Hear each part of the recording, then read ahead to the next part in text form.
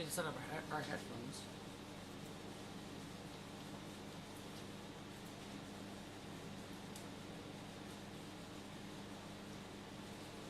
I don't know what should be there. It is not.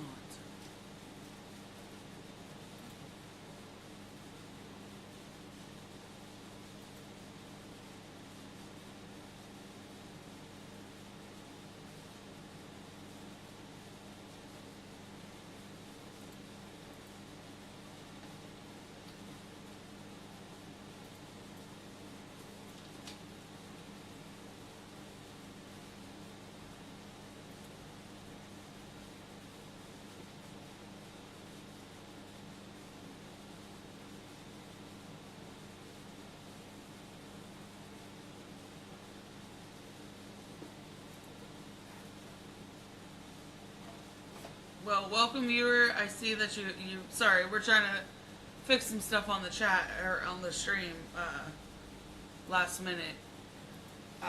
So just bear with us for a second.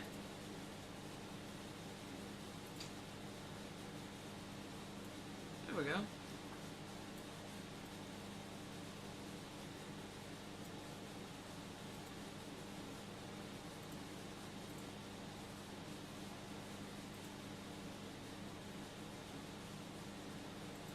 That would be, I think, a Patricia. Is it a Patricia? It's his bestie. Oh, hi Patricia. She's listening from work actually. Oh, neat. Where's my phone go? I ate it. I don't know where your fucking phone is. It's under my ass. There you go. How's work?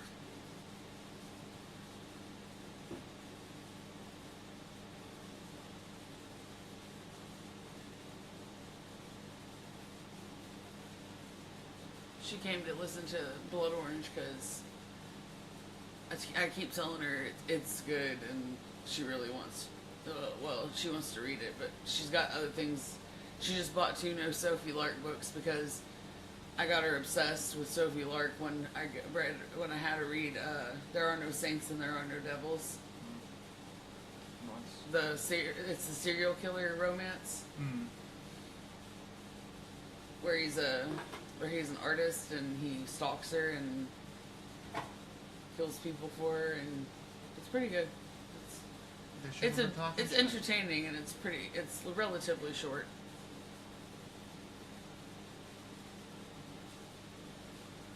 Well, yeah, dude, I'm sure it does. You've been working like every day for like 2 weeks straight.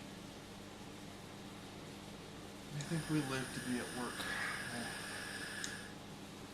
I saw a post earlier today on Twitter about this guy ranting that grown men should not play video games. Like, listen, dude, fuck you.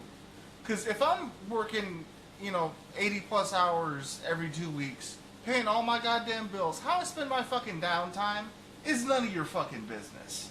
Right, dude, like... It's like, if I want to, sit there and chill and play video games for a few hours because I'm done working, and then I'm done providing for my fucking family, that's my prerogative. Fuck you, dude. Right, like, fuck off. You do not get to dictate how I spend my free time. Fuck you. Yeah, dude. That's fucking retarded. Like, what does it matter if you play video games? Mm-hmm. Like, I could understand if you're not doing anything with your life. You know what I'm saying? And, just... Where's the headphones? Right next to you?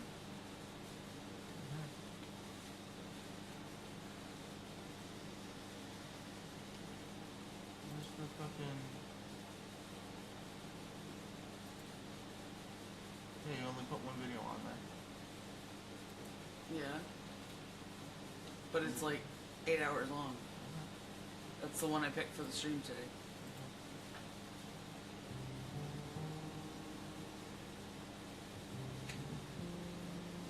We got some creepy music for our Dracula retelling. Creepy paper. It's great paper. Creepy paper. It's fine.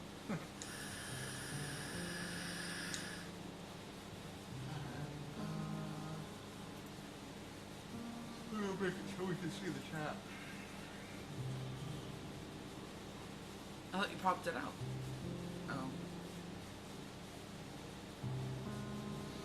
So we're just waiting on people to pile in, and then we'll get started. Wow, we're actually up to 10 followers on the stream. That's really exciting.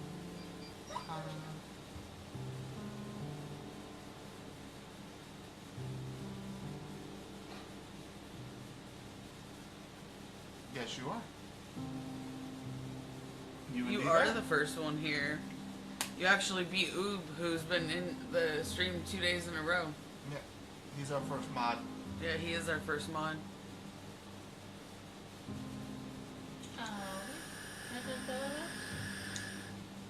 No belly rubs? Very special indeed.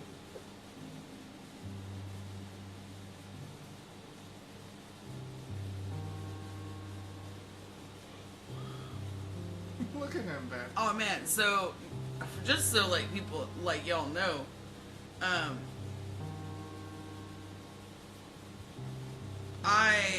I'm a type 2 diabetic, and I just got my A1C done, which is a 3-month test of your blood sugar, and I actually dropped from a 13 down to a 6, which is a normal range, which is really freaking awesome. Yeah. Babe, look at him. He won't let you from belly rubs. He doesn't want belly rubs. He's rabbit kicking me. Good. As you should. As you deserve. Where's Merlin? Don't know. Merlin!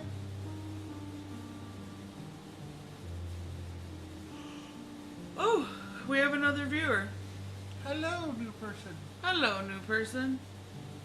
I hate that we can't see, like, screen. It doesn't give us, like, an alert. What do you mean?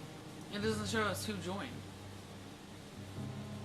So we can't be like, we can't use their name to call them, to shout them out. Yeah, it's fine.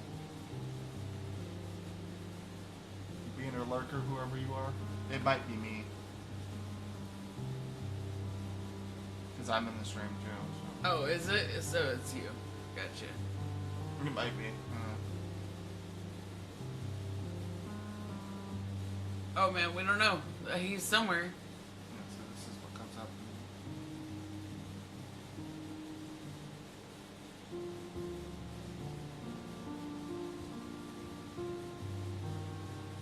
It's neat.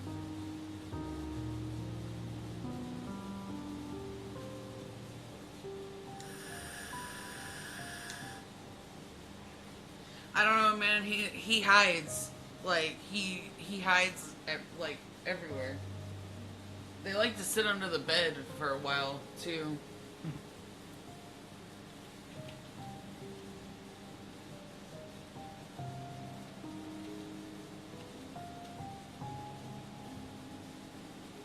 Patricia, that is indeed you, right? Yes, that's Patricia. Okay, just making sure before I mod them.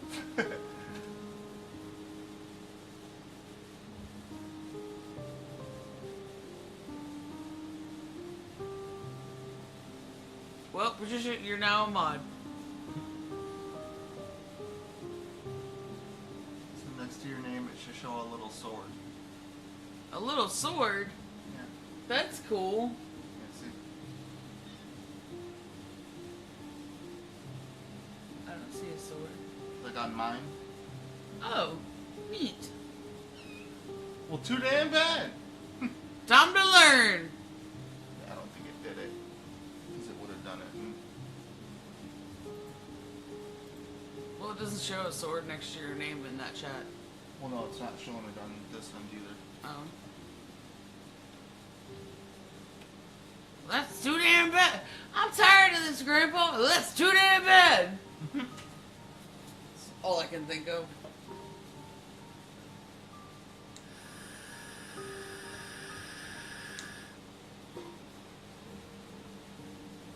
They should have added her. I don't fucking know. It doesn't like you.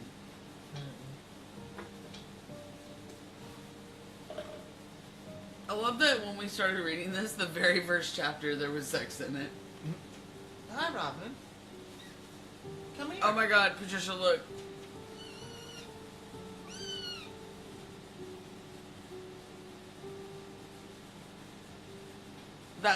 This is the bookmark we will be using when we read Fourth Wing.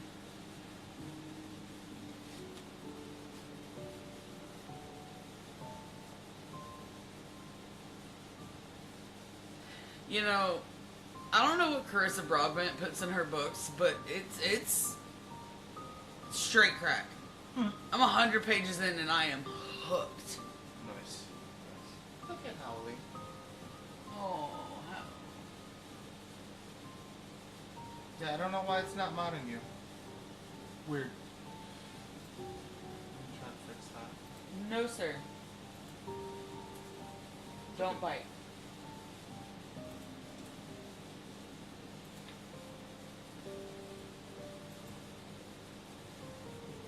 Being a dick.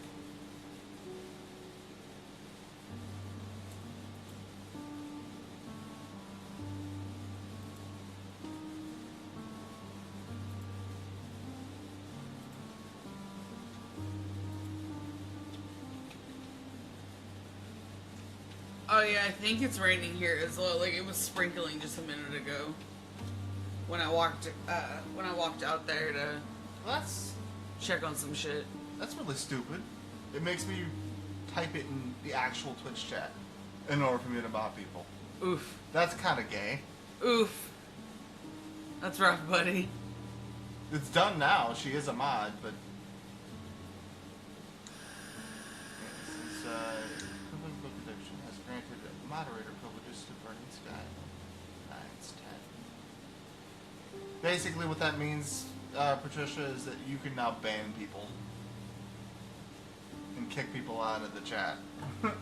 No talking for you. Get out. Leave before I taunt you a second time. Facts. Same energy. Same energy. Straight up same energy. Rabbit. So we named her the kittens. Banhammer. Yes. Yes. See, she has a little sword now. Oh, neat. That's fun. But we named our kittens Poison Ivory, Quinn, and Robin. You know, Quinn, like Harley Quinn. Yeah. And then obviously Robin. And then, yeah, Robin. Poison Ivory, not Ivy. Because it's a white kitten. It's a play on words. Yay, I'm smart.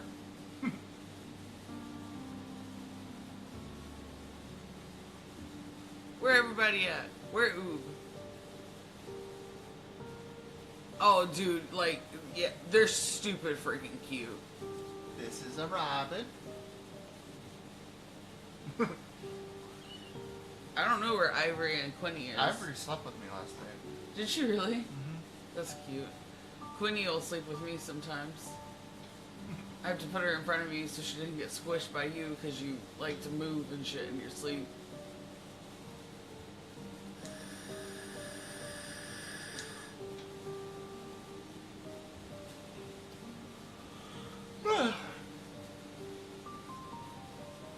Where are the white women at? Alright, facts. Hit up Sherry real quick. We don't reach out to her. Yeah, because I invited her. Yeah, she's in.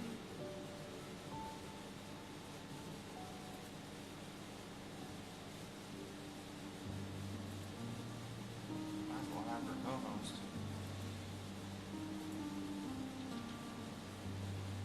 Co-host? Yeah. There have her would in be here. 3 of us then. Why not? Well, I know.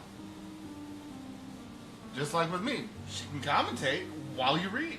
So it's, you know, not just you straight reading. fair.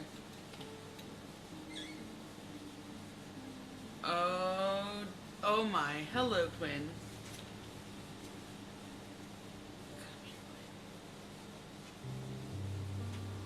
Sweetheart.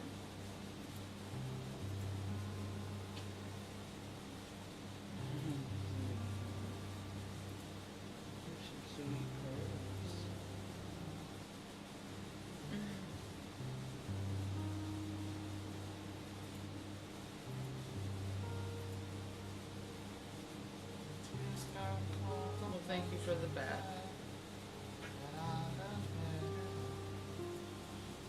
Look at this.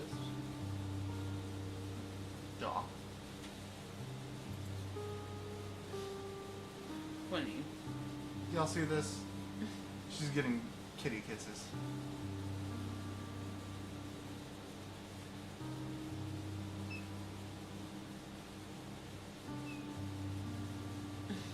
Sherry won't answer. Hi, Ivory. Sweetheart.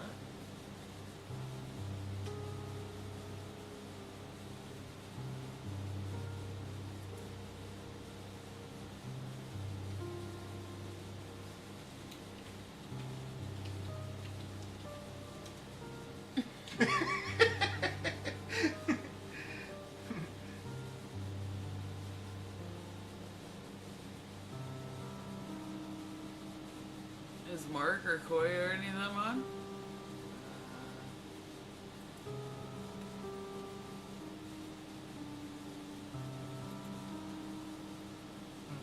Mark?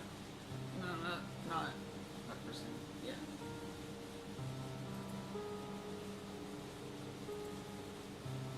I cannot see the chat. I don't know why this chick likes to climb on my shoulders. She is a climber. She wants the highest vantage point. Mark Rain answer? Was it because he's better than me? Obviously.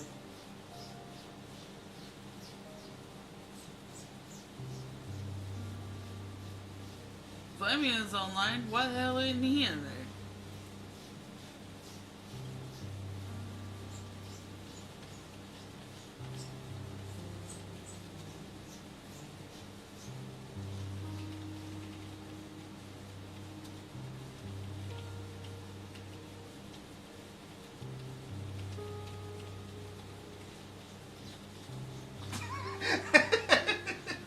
Good lord.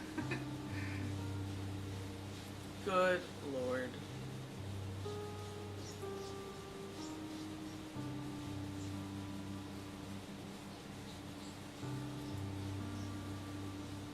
Oh, she's playing Marvel Rivals, that's why. She's probably in the middle of a match. I'm spam calling her. Why are you like this? Let her play her game.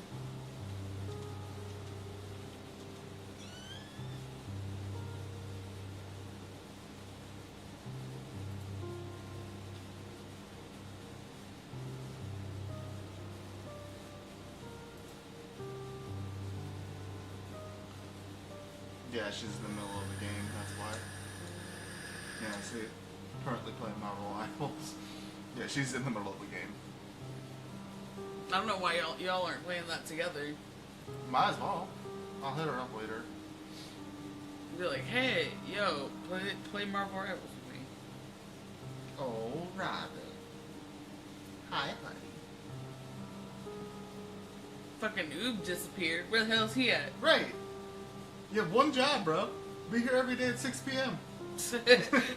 You're required. You're all mine. Get in here. Hi, Ivy. Hi, Robin. I have kitties. You have kitties. Yeah, in combat. She just started. Oof.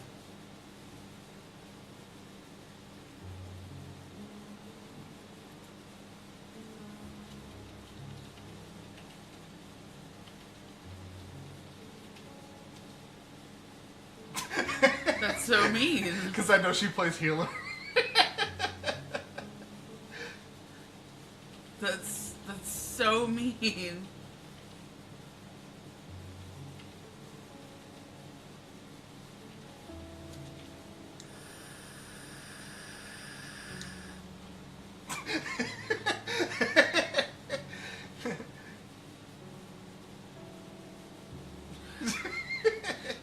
You know what energy that gives? The damn dirty hoe. I'm sorry, baby. I love you. Bitch, I'm playing with my boyfriend and my friend. I'm more important. Fuck We you, both- yes, no. We want you to fucking co-host. Why? Cuz, come read dirty books with us. Okay, let me upgrade my graphic card and then I'll join. I'll play Marvel Rivals with you later and carry you guys for a minute. You don't have to. They're not gonna stay on it too long because I imagine they want to do Warframe and Helldivers. But even then, I'll play with you later. We'll see. Yeah, if I'm not busy. he's kind of obsessed. It's a good game. Fuck you. Overwatch So is. much better than Overwatch at this point. Like I've been enjoying. I'm like heavily on Overwatch, but the fact how it is right now, I'm heavily enjoying it. Yeah, Overwatch has been in the shitter for a while now, and this is a welcome alternative. Yeah. But hi. Hello, Bippy. Hello, darling. How you doing today? I've been doing that a lot lately. Okay, I'll be back. I'll be back soon. Let me go Alright. update my graphic card. Okay.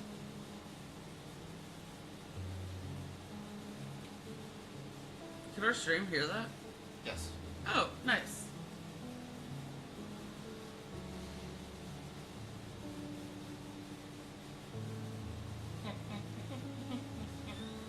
About to have a co-host. I don't know what her screen name is. Miyuko. Miyuko? Miss Miyuko is gonna come join us on the Why you stream, bite? which is pretty exciting. Why you bite? He might.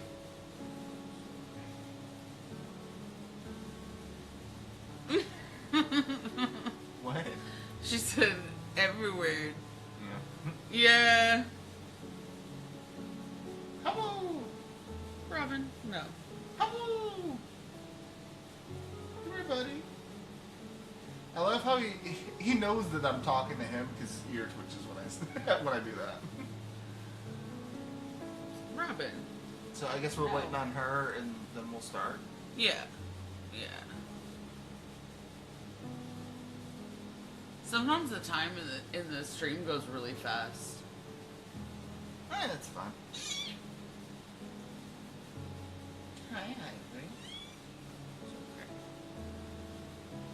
I know. That's Dude, like, dude, I'm obsessed. I'm obsessed with this new Curse of Broadbent book.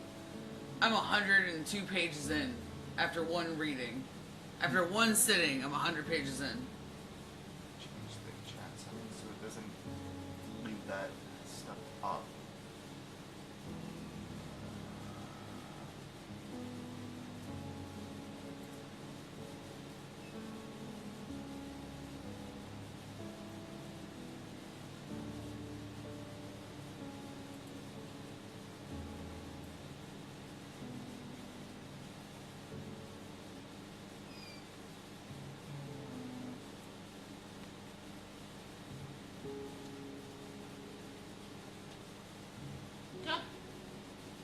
Hi, kitten.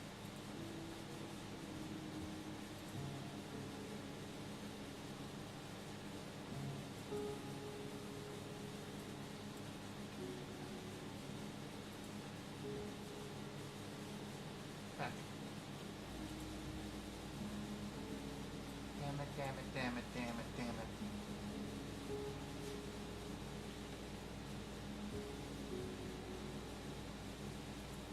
There it is. I was like, dude, it just doesn't like you, Why are you attacking me? honey. Slumped. She's so tired.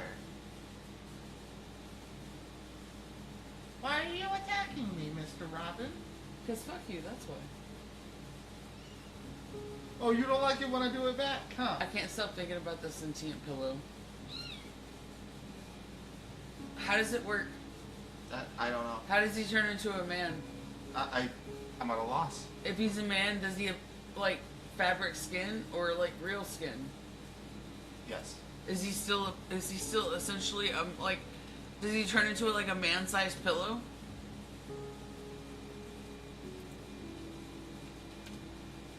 Don't know. No one cares about bagged in the groceries. Bruh. I'm gonna read this on my channel. Fuck you. Oh my god, you know what we should show the stream? The Chuck Tingle stuff. Bruh. Dude, the titles are wildin'. Okay. Let's see, I gotta bring up another Chrome window.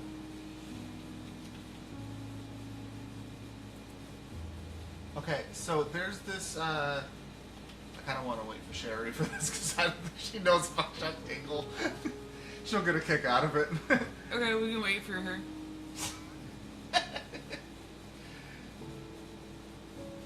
So apparently all the book covers that he has, he makes them himself in Photoshop. That tracks. That tracks, actually. That legitimately tracks.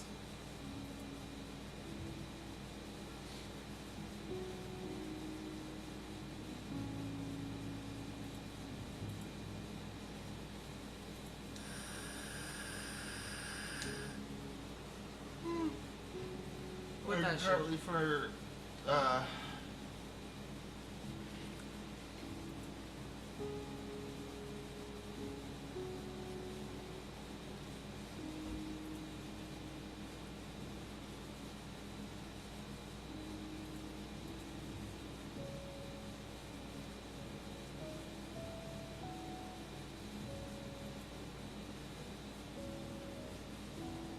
where can I get like a free copy of this book? Why can't you just pay the $1 that it's worth? Because it's $3. How many pages is it? I don't know. It's right there. Where? Right there. 45? It's 45 pages.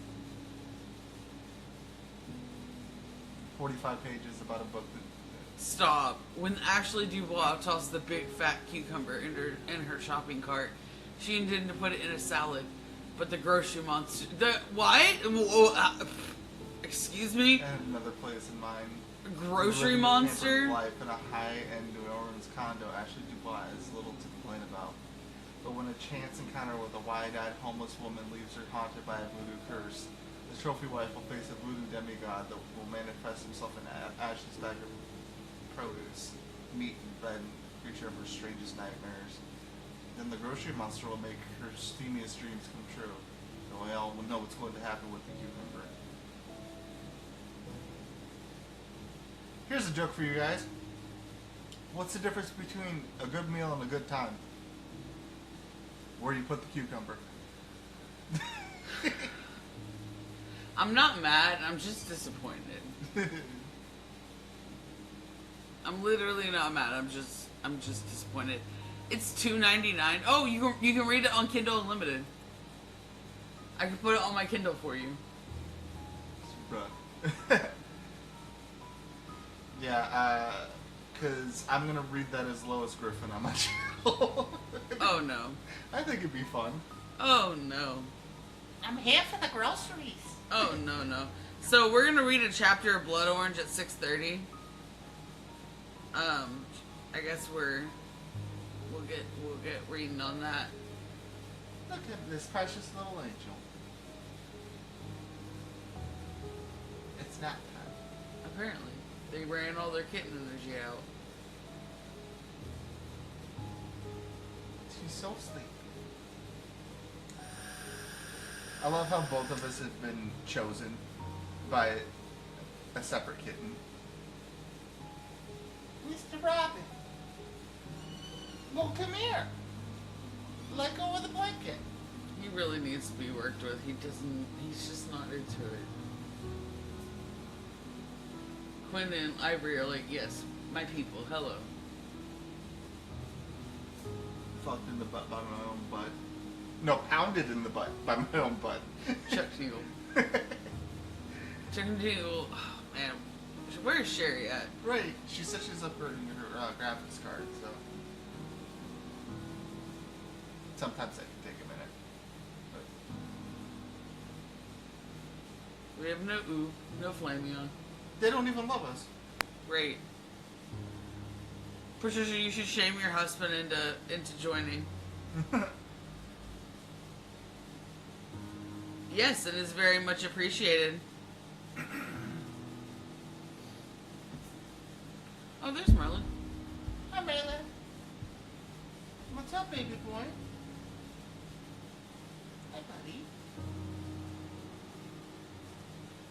Oh, fuck yeah, dude. I forgot that He's working overnight. he's working overnights tonight.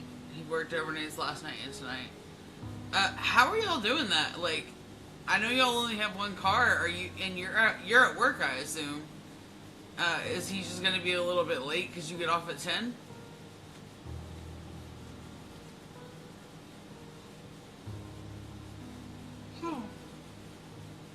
I think I might be dying Why do you say that? because I'm both hungry and thirsty, and simultaneously I feel like I need to go take a shit. Oh, that's nice. From who? One of his other bitches.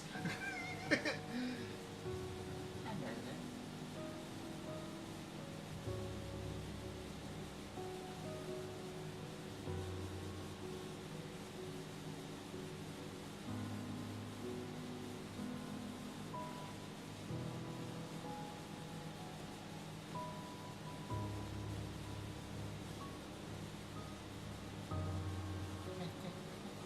Dude, What?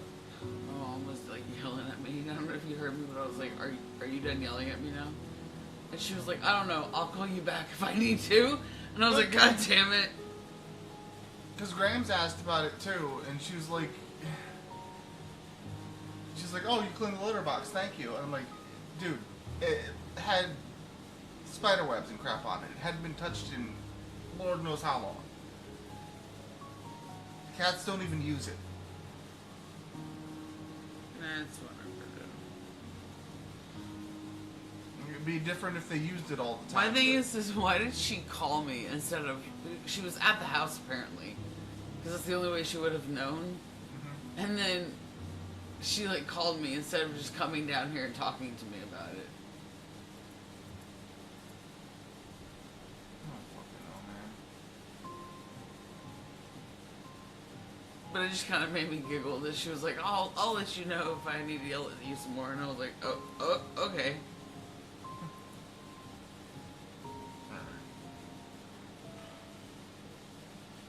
It is now 6:30. Alright, I guess we're going to read a chapter of Blood Orange real quick, and then we'll kind of discuss it. Go for it. Alright, Chapter 3, Dahlia. I bring out my phone and get out of my seat, using the GPS to find my way into the conservatory. Once I get to Point de la Cortesia, tourists already crowding the pretty bridge, it's a straight shot to the school. The Benedetto Barcelo Conservatory of Music is located in the two buildings, a stone's throw away from the Grand Canal. They blend in with the rest of Venice in the way that it's both elegant and ubiquitous. The type of buildings that seem a fitting home for musicians. I already received my welcome package online, so I entered the school with confidence, only briefly checking a map on the wall before heading off to my first class of the day. Inside, the school is opulent and grand, with soaring ceilings and ornately carved moldings. There are also a few modern touches, like large display screens in the hallways, and a garden area nestled in between two of the buildings, as well as inner courtyards that I've seen decorated with fairy lights during concerts on YouTube where guest musicians or students play. The floors that surround the courtyards are open to the air, supported by pillars, giving the school the feeling of being in a grand palace. I eventually find the classroom, passing by the entrance to the library on the way. If I had more time, I would duck my head in. The library is one of the most important in all of Italy, with over 50,000 books as well as important historical artifacts, and it seems the perfect place to hide a stolen book of magic, especially if the professor is involved. Instead, I go and wait outside the classroom, watching as students go in, pretending to check my phone. Some are in pairs, but most don't seem to know each other. They all look at me, but not in an odd way, more in wondering if I'll be joining their class. Which is a relief because it means I'm not standing out. I take in a deep breath, watching the time count down on my phone.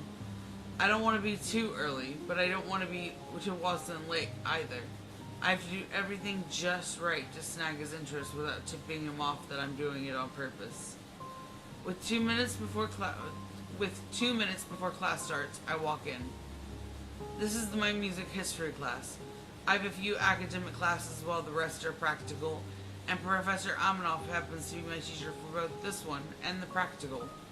That wasn't an accident, of course.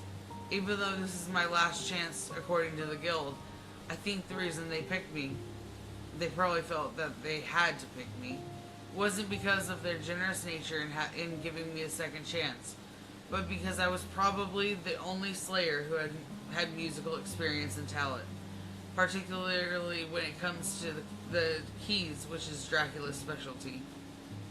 I immediately scan the room for the right seat, though I don't have many options with only 2 left by the front. I glance quickly at the professor just to make sure he's there, and in that quick glance, I feel like I've gotten the wind knocked out of me.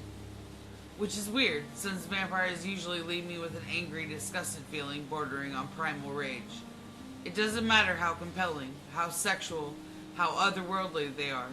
I see past all of that, and They're raw, sexual energy. I see past all of that, and I'm only struck by how depraved, feral, and horrific they are. I see them for what they really are. Immortal, monstrous killers. And staring at Professor Baltu Amanoff, the one who inspired Dracula, I see him for what he really is while he takes my fucking breath away. What's up, Sherry? Hi, I'm doing good. Hello. Okay, so we're reading a book about It's a Dracula retelling. and Where you know what smut is, right? No, I'm kidding. yeah, no, she's a female. She knows what smut is. Yeah. So we're reading a chapter, and then we'll take a break and we'll have a discussion and chit chat and just kind of chill for a minute, and then we'll read another chapter and it'll go like that through the stream. Yeah. So feel free to interject and make comments while we read. Make jokes. So he's leaning over his desk, staring down at something on it, maybe his phone, maybe the curriculum, but I have no doubt that his attention is on every person that walks in his class, even if he doesn't look like it. For better or worse, my attention is surely on him. I've seen his picture before, so I knew what to expect. A tall, well-built man with dark hair and strong features suited to another century. But seeing him in person is something else entirely. To start, yes, he's tall and well-built, but he's more than that. He's wearing dark charcoal jeans and a white dress shirt that shows a hint of his chest, the sleeves pushed up to his elbows in a haphazard way that makes him look like he got dressed in a hurry. His forearms aren't as pale as most vampires, as if he was born slightly with a golden sheen to him. From the way he's leaning on my desk, the veins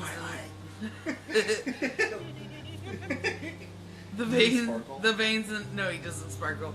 The veins and muscles on his forearm pop, showcasing the supernatural strength that he would naturally have. His shoulders are broad, curving into his chest wide, biceps. Dude, why is she eyeing him like he's eye She's gonna candy? fuck him. Oh yeah, no, for real. They gon' fuck, but Oh, they fucking alright. They fucking. oh, dude, we read the first chapter of this last stream, and it literally had a sex scene in the second page. Get your J.O. crystal ready, Cherry.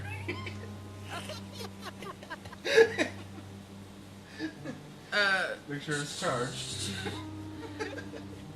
His shoulders are broad, curving into his shirt, chest wide, biceps taking up the bulk of his sleeves, and I'd have to place him at 6'2", Despite his height and how well muscled he is, he's not bulky.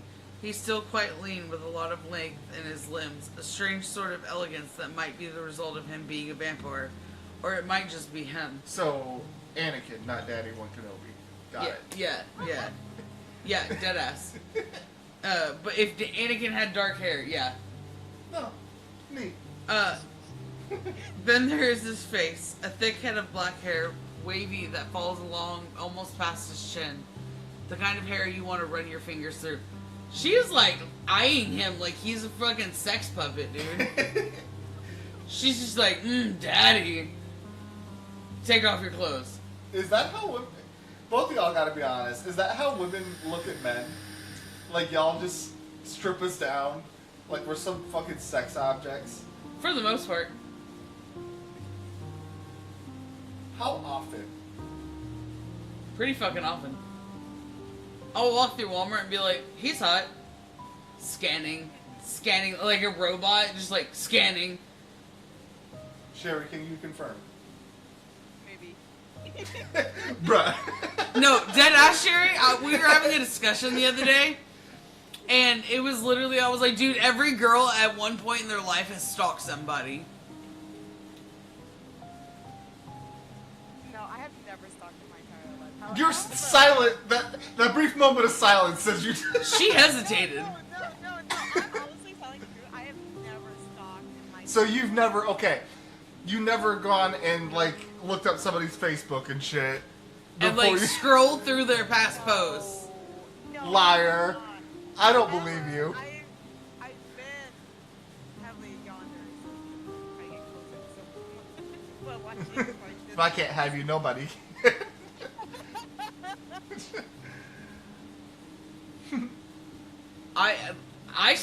Dude, yeah, like, Sherry, you're the exception, not the rule. Like, every girl I've ever talked to, we stalk people. We stalk people on the regular. I stalk Malik sometimes. Why? I'm right here. When he literally, we'll be in bed together, sleeping next to each other, and he'll be asleep, and I'll just be, like, scrolling through his shit. Like, why? Just, like, making sure everything's cool on the download, like, just checking. I ain't got nothing to hide, Patricia says. I've stalked people. See? I told you! Like, every girl has done it at one point. Why? Like, Sherry is the exception, not the freaking rule, bro. Sherry, you're a good girl. Sherry is a good girl. I'm always a good girl. Oh my god. Ooh woo! No. Love my mommy, or should I say daddy as well? Oh my god, Sherry, so I have this thing where I'll be like, who's mommy's dirty little giraffe? God damn it. And he hates it. But then last night he pops up and he's just like, who's daddy's little lizard? Because he has no body heat and I radiate heat. And like literally he just like sucks my warmth off me. Question, Sherry, have you heard of Chuck Tingle? What? So there's an author. Turn the music down a little bit. There's an author by the name of Chuck Tingle. Let me read you off some of his book titles. They're wild. they're wild, bro. So he has one called Bury Your Gaze. That's the most recent one. Hold on, I don't want to go to his website. I want to his wiki article. Okay. One of his books is called Helicopter Man Pounds Dinosaur Billionaire in the Ass. What? Oh dude, yeah, no, get ready. This shit's wild. Pokebutt Go, pounded by them all. Slammed in the butthole about my concept of linear time. Why? Pounded in the butt by my handsome, serrated, sentient library card who seems otherworldly, but in reality is just a natural part of the priceless resources of our library system provides. Oh, dude, the cover for that one, the library card just has a man's face in it. What the fuck? Yeah, it's fucking weird. Space Raptor butt invasion. Like, What? My butt is comforted by the realization that I'm okay and everything will be alright. Oh, so dude's having an existential crisis. Nice. Buttception. A butt within a butt within a butt. Oh no, dude! Like he has so many books, and they all have weird ass titles like this. Let's see. Oh, here's one that's relevant. Pounded in the butt by the handsome sentient manifestation of my Twitch stream. No, Yeah, really? right here. Wow. Pounded in the butt by my book. Pounded in the butt by my own butt. What the fuck? He has a fuck ton of these. It's like an unreasonable amount of these. Where's the Harry Potter one? Harry Potter ones. Let's see. Trans wizard Harriet Porber and the bad boy Parasorphalus, an adult romance novel.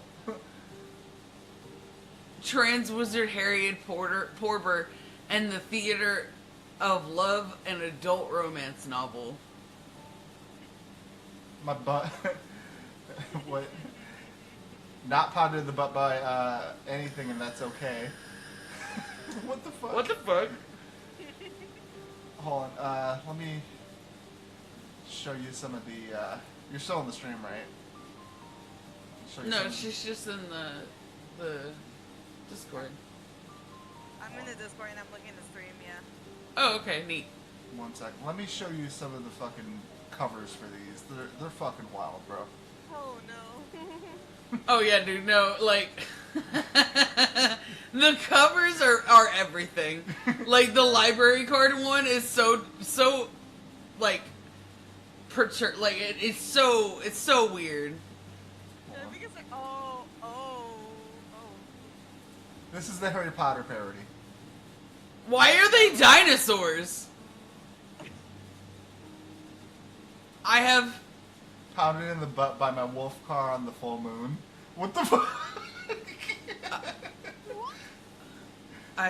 There's a fidget spinner one. Not pounded by anything while I practice responsible social distancing by Chuck Tingle. What the I fuck? have several questions. And I'm sure you don't want any of them answered. This is weird. Several questions, y'all. Hello. Hi. Slammed by my handsome fidget spinner. Like, what the fuck? These are just so wild. They're so out there. My question is why though? Like, what the fuck? Hi, Flamion. Welcome to the chat. You came in at a weird time. We're looking at Chuck Tingle stuff. We are looking at Chuck T. And, like, here's the crazy thing. You can get these all for free on Kindle Unlimited. Literally, I could get these all on my Kindle and read them back to back. Space Raptor, butt invasion. Like, what the fuck? Dude, I love it. I love it. That's great. It's a bird, it's a plane, it's the physical manifestation of a ridiculous reaction to canonically bisexual. Like, why is the title that long, my dude? Like, that... Dude, look at the library card one. It haunts my dreams. That one's probably not as ominous as it seems. It's called just straight. I don't trust it. I don't trust it either. Do the library card one. It haunts my dreams. I'm like half tempted to send it to my sister-in-law just because like look at the face on that. Like it's the stuff of nightmares, honestly. Pounded in the butt by my handsome sentient library card that seems otherworldly. Like, what the fuck is this title? Why? Like seriously, just why? Here's one that's simple. Camp Damascus. Don't trust it. I don't trust it. Like, I'd be the ones of his. Who is bought? It's a library book. Who's putting this in a library? He writes mostly gay erotica. He does write mostly gay erotica. This is his most recent book. It's called Bury Your Gaze. Who's buying this in actual print? This chick, apparently. Oh no. No. Please don't. He never shows his face in public. This is what he looks like. That's what he... You know what? I wouldn't show my face in public either if I was him. Pounded in the butt by my reluctant to buy a Humble Bundle featuring stories with gay characters as though that has some kind of bearing on my own sexuality, of the quality of the product, that eventually realizing it's pretty good and I'm fine. What? Why? Like, what the fuck? This sentient Thanksgiving parade float eats me right. I'm not mad, I'm just disappointed. The fear of the unknown gives my butt pause, but then I realize how powerful and unique I am, and we pound enthusiastically. What the fuck? So dude has an existential crisis. Pretty often, actually. And creates some kind of cosmic being to pound him in the ass. I'd be curious just to read one of these. Like, are they coherent? Oh, dude, welcome to gay erotica then. At this point, you're just gonna be like dying in the background just while flipping through the pages. Slammed it in the butt by my handsome sentient manifestation of election day. What the fuck? Why? Alright. We're here for it, I guess. Continue reading. I hate it so much. I love it. You would. I'm you here for fucking it. would. I'm here for it. Good for him. His gayness is coming out. Oh shit. He's built a career off of this stuff. Good for him. I love that for him. I wonder what his sales look like. I don't know. Like, honestly, I think that, like, maybe they'd be okay because people would be like, oh, or like, I know his Kindle Unlimited gets used all the time. It's just morbid curiosity that draws people to his shit. Honestly, It's they're like- just like, why, what the fuck? And they're like, okay. They do the white people thing where they're in horror movies. Gotta Like, go investigate. oh, yeah, gotta go investigate the house. Me and Malik would not, look, we've decided that in a horror movie, me and Malik would be killed off just because we refuse to fall into the tropes. They'd be like, let's go down into the basement. We'd be like, How about fuck no. no? How about we go to, like, Chick-fil-A and get the fuck out of here or something? And they'd be like, oh, you have to, the serial killer would be like, oh, you have to die because you're not helping me out in the plot. You've seen Cabin in the Woods, right, guys? No. Yeah. You Oh, haven't seen Cabin in the Woods? dude. Dude, we gotta have a movie night. You gotta watch that. It's so amazing. We'll see. It's got Thor in it. The what's his name? Chris Hemsworth. It's got Chris Hemsworth in it. It's got the really pretty dude named Avery off Grey's Anatomy. He's scrumptious. Smash. But honestly, the dude that I'm here for is actually the stoner dude, and he's just like every time they turn around, he's like, no, don't read the Latin, Facts. or he's like, maybe we should go upstairs and not touch any of this shit. Yep. Like, if they had just nobody listened listens once, to him. yeah, if somebody would just have listened to this dude once, none of them would have died. Continue reading the book. That's a rule, guys. Never read the Latin. Absolutely never read the Latin. Like, that surely and truly will get you killed every time. Can't do it. Nope. Like, don't do it. Just don't do it. Why white people always trying to split up and shit? Like, Yeah, like, the scary movie. We're gonna die. It would have been just Joe ass if you shut the fuck up. Let it maul her white ass and leave me the fuck alone. Right. Continue reading. Oh. Okay. We got off on a tangent about Chuck Tingle. Have you ever been potted in the butt by your own butt? No. To every student walking in the class, no matter their gender, they would be enthralled by this man. Hey. I'm sure his nickname here is Professor Hottie or Professor Bellow Oh, or something. she wants to be fucking. Oh. She wanted to be fucking. But they would all chalk up their attraction to him on the fact that when you put all the pieces together, he ends up being an extremely attractive, sexually magnetic, charismatic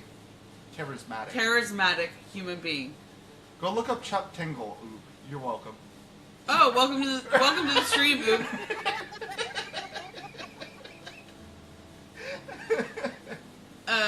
Who wouldn't look? But if they could see below the surface, see the life experiences of a 300-year-old plus being, the world's deadliest predator, and having the gift of the supernatural at their whim, they would understand why Professor Aminoff has such a pull on them. I mean, he's having a pull on me, and I know exactly what I'm dealing with. She hasn't even spoken to the dude yet. She's already eyed him up and like, I'm fucking him. She's like eyeing him like he's a fucking steak, and she hadn't eaten in like 2 weeks. She's like, bro. She's like, goddamn, I would eat that shit on the desk in front of everyone. I'm kind of half expecting her to by this point. Well, let me wipe your eyes, you little fucking towel. And I realize it's too late because as I'm about to take my seat, as I'm about to avert my eyes, he looks up at me directly and his eyes meet mine. In that second, I am defenseless, pinned in place, and it's only when he looks down at his desk that I feel I can breathe again.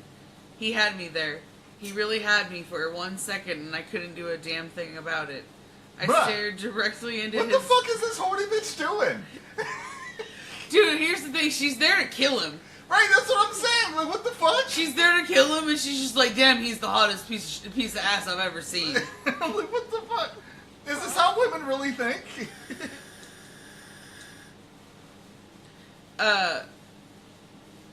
I stared directly into his eyes and felt like giving everything up for him. I wanted to lie down on his desk, expose my neck, and offer myself to him. In that second, I was no longer a witch with magic at her disposal. No longer the slayer I was trained to be. No longer the hunter. I was the hunted, and I was his prey, and I was happy about it. What the fuck is her problem, dude? But then all sense came back to me, followed by panic. He didn't see past my glamour, did he? Did he know that I'm a witch? Does he know who I truly am? Bitch, this dude hasn't even acknowledged your presence. You're sitting at her eye fucking him. Well, technically he just met her eyes, and she was like, oh, daddy, give me everything. Fucking Sherry died. How the fuck am I going to do my job? What? I want him here listening to.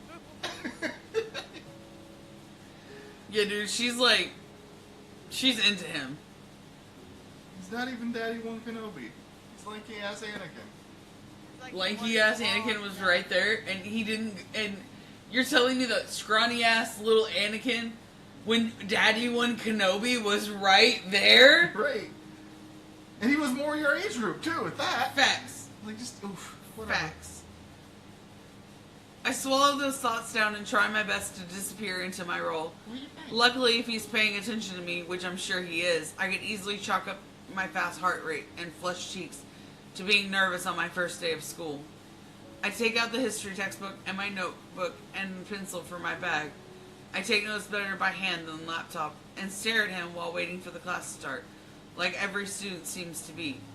Ah, he says, standing up straight and glancing over his shoulder at the clock on the wall. I guess we shall begin our class then. My name is Professor Valtu Aminoff, but please call me Valtu. He says this in Italian. Stop. His accent fluid. God damn it, Sherry. Why are y'all like this?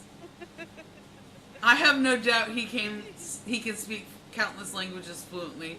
While I learned German and French growing up and in university, it takes a spell or two to really master another language.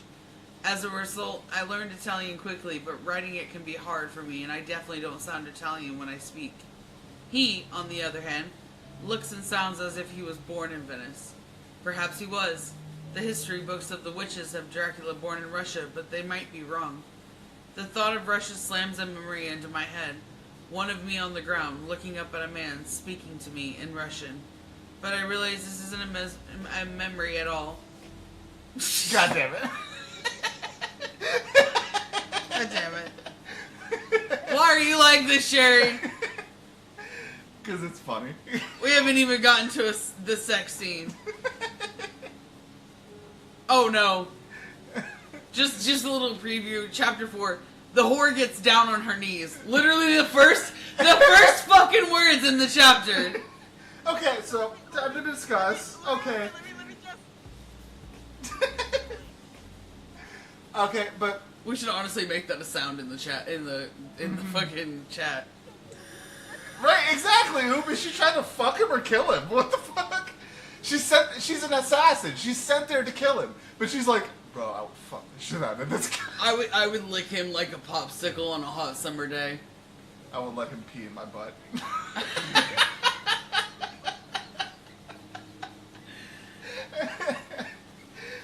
It's just like, throw me on the floor, daddy. Stop. Oh, daddy, give me your cummies. Give me your cubbies, daddy.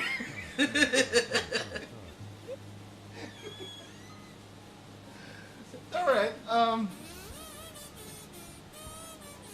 God damn it. Is that fucking Careless Whisper playing on a kazoo? That's fucking terrible, dude.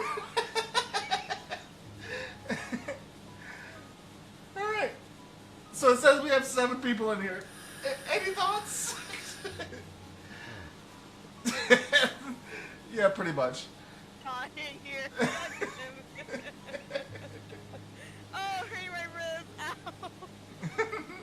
I definitely deserve that. I need to put up the Discord reactive image thingy for you.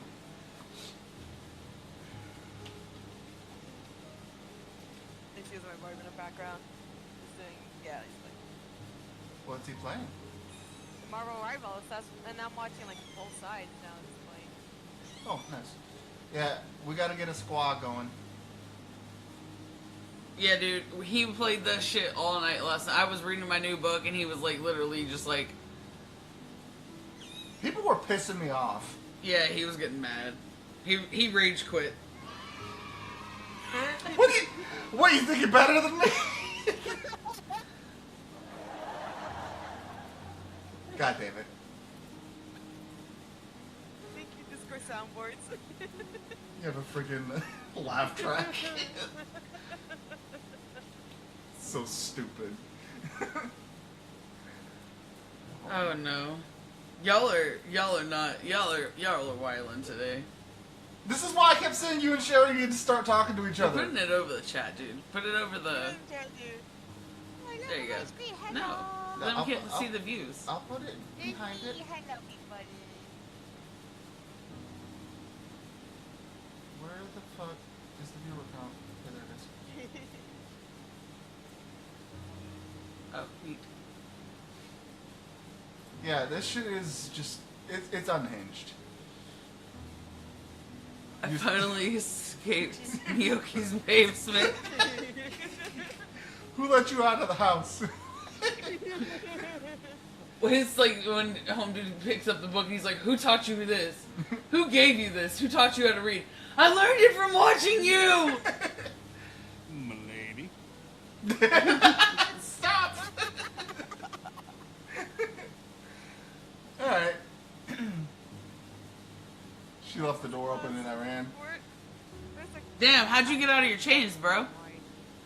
I know she had a collar on your ass.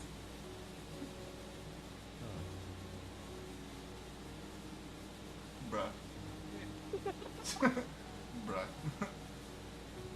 Why are you attacking my hand, kitten? She's playing.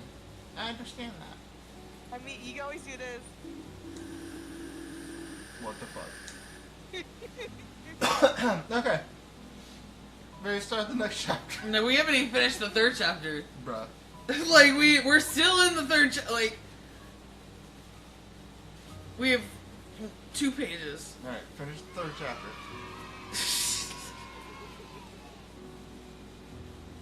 Let's see. How the fuck am I going to do my job when he has me wanting to bend over for him the very first time we make eye contact? I swallow those thoughts down and try my best to disappear into my role. Luckily, if he's paying attention... Oh, we already read this. Hold up.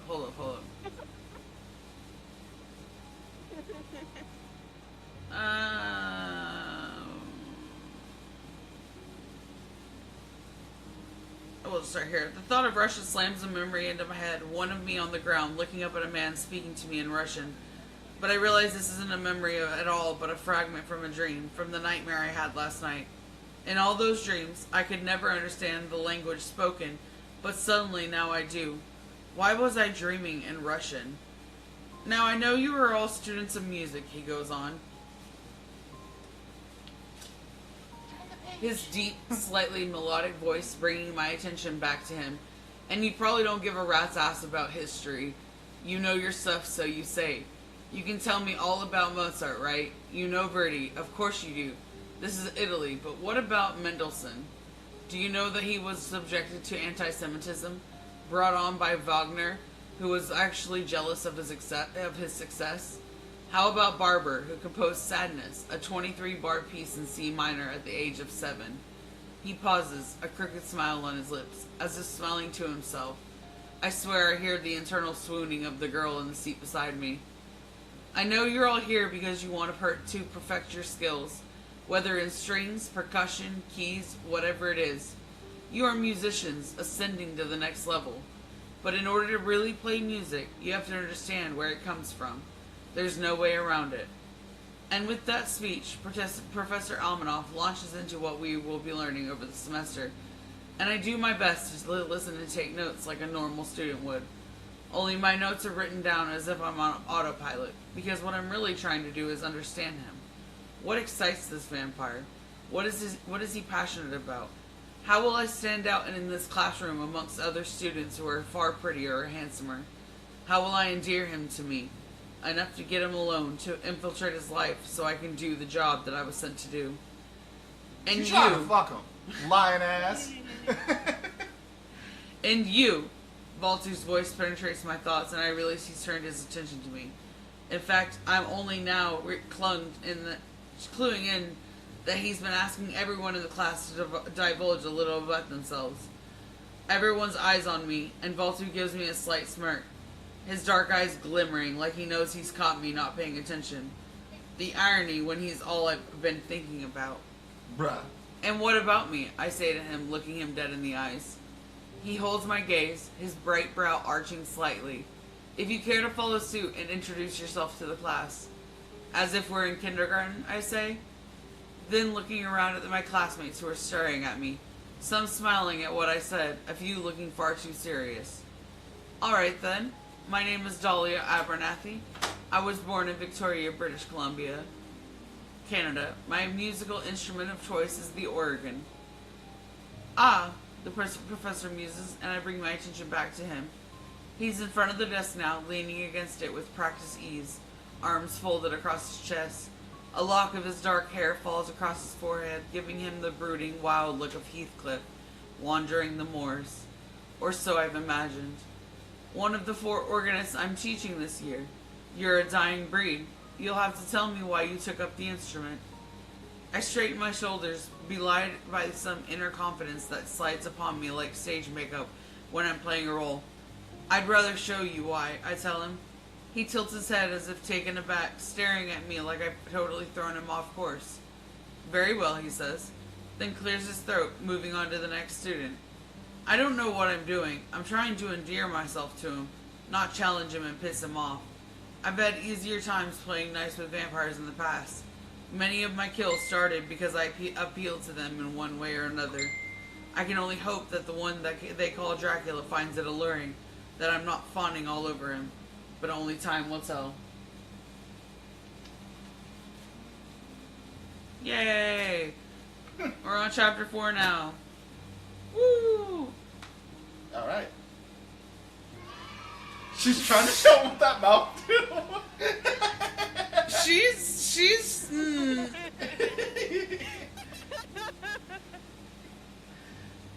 Sucking dick. Give me some of that dick.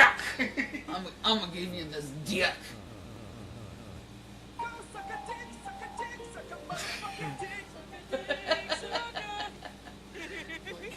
Can he be my teacher? Bruh. Yeah, dude, like, honestly, spank me with a ruler. Stop! But nah, like, my question is, like, what is this dude's motivations? Is he just, like, legit just trying to live a normal life? Yeah, dude, like, honestly, truly and honestly, he's just trying to live a normal life. He's a fucking college professor. Yeah. It's like, bruh. Yeah, dude, he lives a normal life for the most part. For the most part. He's apparently a daywalker. Yeah, I don't really know if they explain that or not. I don't remember. Because he's out in the middle of the day and not dying from sunlight, so. Right. Don't know. Twilight? Don't bring that. Don't you bring the boys into this. What? Twilight. Malik hates, like, It he pisses hates me Twilight off. the most. He hates it. Shit pisses me off. Because the main characters aren't likable. They want us to root for them and they suck. Yeah, no, you're there for the side characters. Honestly and truly, the side characters are where it's at. What are you doing, Miss Ivory? Ah! Guys, this is a poison ivory. Get it? Ivory because she's a white kitty. Yeah. She wiggling too much. She's like, wiggle, wiggle, wiggle. Bruh. Bruh. You have glitter under your eye. Why do I have glitter under my eye? Yeah, that's a good question.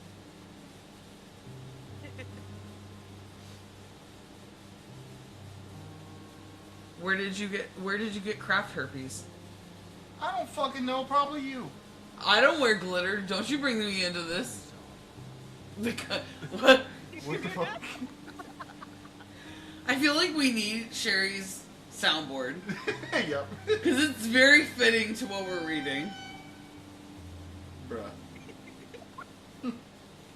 We just need to add it so everybody can use sounds. Yeah, you can. It's just I'd have to set it up. Yeah, we should set that up for next weekend. Why are you biting? No bite. Cause fuck you, that's why. Apparently. Let me get your baby feet. Playing with the kitten. But yeah, so far this is unhinged. Like, this bitch is just horny as shit for no reason. Like, she needs to calm her ass down. She's there to kill him, not to fuck him. She was like, ooh, he's hot. Right. Take off your clothes. Bruh. God damn it. God fucking damn it.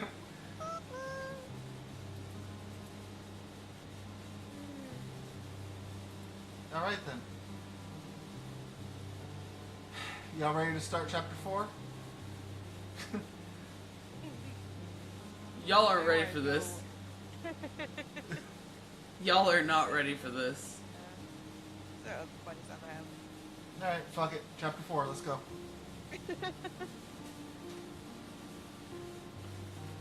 Alright, chapter 4 of Vaultu. The whore gets down on her knees, staring up at me with big eyes, which would be alluring if she didn't have one false eyelash hanging off, making her look like she just had a stroke. Want me to suck it? She asked sweetly. I bristle with impatience. Is there some other reason you're on your knees, dollface? She gives me a lazy grin. She tries to come across as sly, but I know the look of drugs intimately. While drugs barely do anything for me, the majority of the humans that frequent the Red Room are on them. I suppose that as much as they put on this bravado that they're edgy, boundary-pushing, open-minded, brave, whatever the fuck calls themselves, the most nihilistic humans quiver in the presence of vampires. They want to give up their blood, they want to be compelled, they want to be used by us. But in order to get through any of it, They have to be as high as a fucking kite. It shouldn't bother me. It's no different from the opium dens we used to run at the turn of the last century. And yet here I am, sitting naked on my throne with some lazy-eyed chick eyeing my dick like it's candy. What the fuck? Can't say... What, Sherry? Excuse me? Hello? Yeah, dude, like... So, can't say I blame her. It's hard not to be turned on with all the sex and feeding going on around us. Yet I hate to think that I might be bored. I hate to think I might be bored. We vampires avoid boredom like the plague.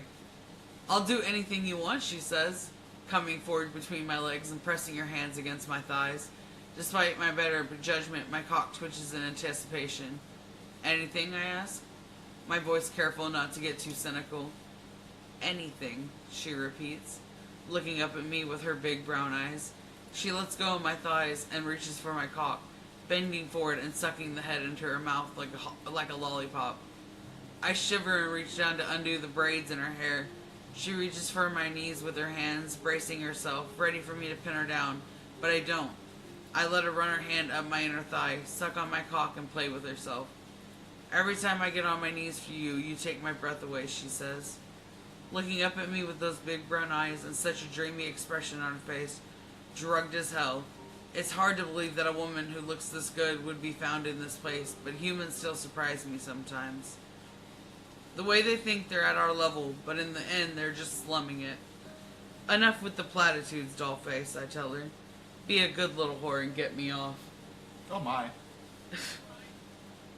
Her cheeks go pink at that, and I know she likes the degradation kink. Good, because I've got a lot of that to dish out. Then I want your ass up here. I press my hand into my chest. And you're going to get me off again. She nods, not questioning. Anything you say, Count Dracula. Not just Dracula, but Count Dracula. I like that title. But it's not my favorite. In here, I am your Dark Lord, and you will address me as such, I tell her. Yes, my Dark... God damn it. Yes, my Dark Lord, she says. I can't help but let out a laugh.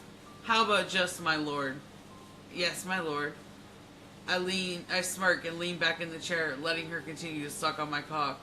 She takes me deep into her mouth, her lips sliding up and down my shaft, her tongue swirling around the head. I groan and reach down to run my fingers through her hair again, guiding her movements as she sucks me off. That's it, I murmur. Take my cock deep into your throat. I want you to choke on it. She moans and does as I say, taking me deep and gagging on my dick as she goes. I grip my teeth and thrust my hips forward, fucking her mouth slowly, wanting to savor every second of her talented mouth. Oops says, I'll have what he's having.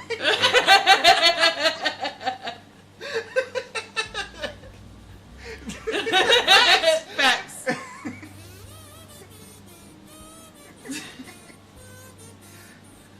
Honestly. Sorry, I have to go preheat the oven. Well, I have my phone with me just to listen inside. Alright. Okay. I'll be back. I keep fucking her mouth, groaning as she sucks me off deeper and harder with every thrust. I can feel my balls tightening and my release getting closer, and I grip my teeth against the rush. Just like that, I growl, slamming my cock deep into her throat as I come, groaning as she swallows every drop of my hot cum. She continues to suck me off, milking my cock until I'm completely spent. And then I reach down and pull her up to my lap. She makes a motion to kiss me, but I move my head away. I like the taste of myself, but I'm not about to kiss a human on the mouth. Turn around, I tell her. Take me in your mouth again, and while I feed from your ass. Her eyes widen for a moment, and there's a glint of clarity before it fades away. I can hear her pulse, her heart beating faster now, and the air spikes with a tinge of adrenaline. She's afraid, even the drugs can't bury that feeling. The smell of her fear makes me so fucking wild. She swallows. Whatever you wish, she says, and there's a waver to her voice. Good thing she's a classy whore. I decide to cut her some slack. If you don't wish for me to feed from you, I will pick someone else, I tell her. Regardless, I will have someone watch over me to make sure I don't lose control. She looks around the expansive room draped in red velvet and black leather. In this hidden world, accessed only by a door in a school library, she's very much alone. Everyone is fucking. Humans with humans, humans with vampires, vampires with vampires. Some vampires are feeding, blood freely flowing into their mouths, watched over carefully by a few vampires that are on duty tonight. Their job to make sure that others, like me, don't end up killing the humans by accident. The old days are no more, and human life is to be preserved at all costs, even if not every vampire agrees with that. I make a motion for Beatrice, who happens to be my dearest friend, to come over to me. He's just finished fucking a human and looks sated and amiable enough to volunteer. Beatrice, I tell him, can you watch? He nods, wiping his lips as he saunters on over, his dark skin gleaming with crimson highlights under the red lights. And do you still want me to feed from you? I say to the girl, feeling the power of my teeth as they yearn to sharpen into fangs, my hunger building. It's your choice. She takes a deep breath, and then she nods. Yes, take me. Feed from me. What the fuck is this shit? Then she straddles me. I slide down against the chair so that her ass is in my face, her head at my cock, a 69. Sorry guys, page turn. They stick. Why?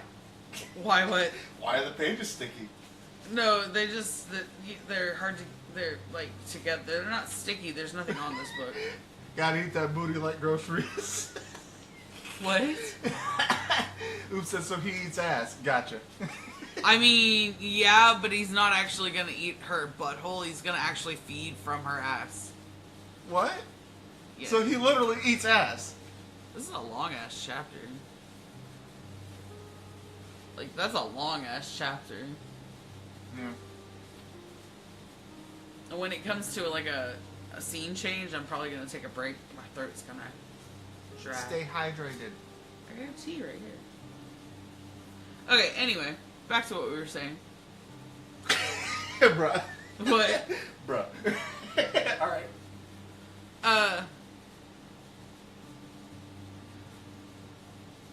I grin, savoring the moment. My blood is strong, my power undeniable, and I can feel my fangs pressing against my tongue. She's mine. With her ass in my face, I spread her cheeks, every hidden part of her pink and wet and waiting. I press my thumbs into her cunt, watching as her back arches, as she lets out a lone moan. Get to it, Beatrice says to her, baring his teeth in a threatening manner. It works. She obeys and takes my cock into her mouth. I bring my thumb up from her cunt to her ass and push it inside. She tightens around my thumb and I know all the blood is coming towards me. While she sucks at my dick again, I lean forward enough to sink my fangs into the soft flesh of her ass. I groan as the blood rushes into my mouth, her taste and scent and power enveloping me. There's so much I can know about this girl by tasting her. So much that she doesn't know herself. The blood is a record of history. Her history. All that she's eaten, seen, done, lived, and I can feel it all flow through me, as if I'm living it too, albeit in a superficial way, like watching something on TV. I know for a fact that this is the most excitement she's ever had. She moans as I suck at her, then her noises turn into a gasp, a whimper, as my teeth are tearing into her flesh and drawing her blood into my mouth. I bring her pain, there's no way around it, but at least the pain is mixed with pleasure. I work my thumb into her ass, my fingers sliding through her cunt and scissoring her.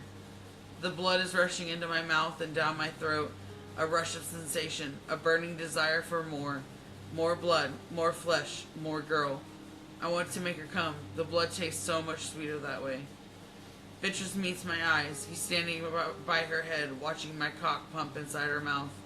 He's naked, though not quite hard. His focus is on me and making sure I don't get carried away. After decades of friendship, he knows me enough to pick up on the signs and always stops me before I become too uncontrollable. I don't like to lose control at any rate.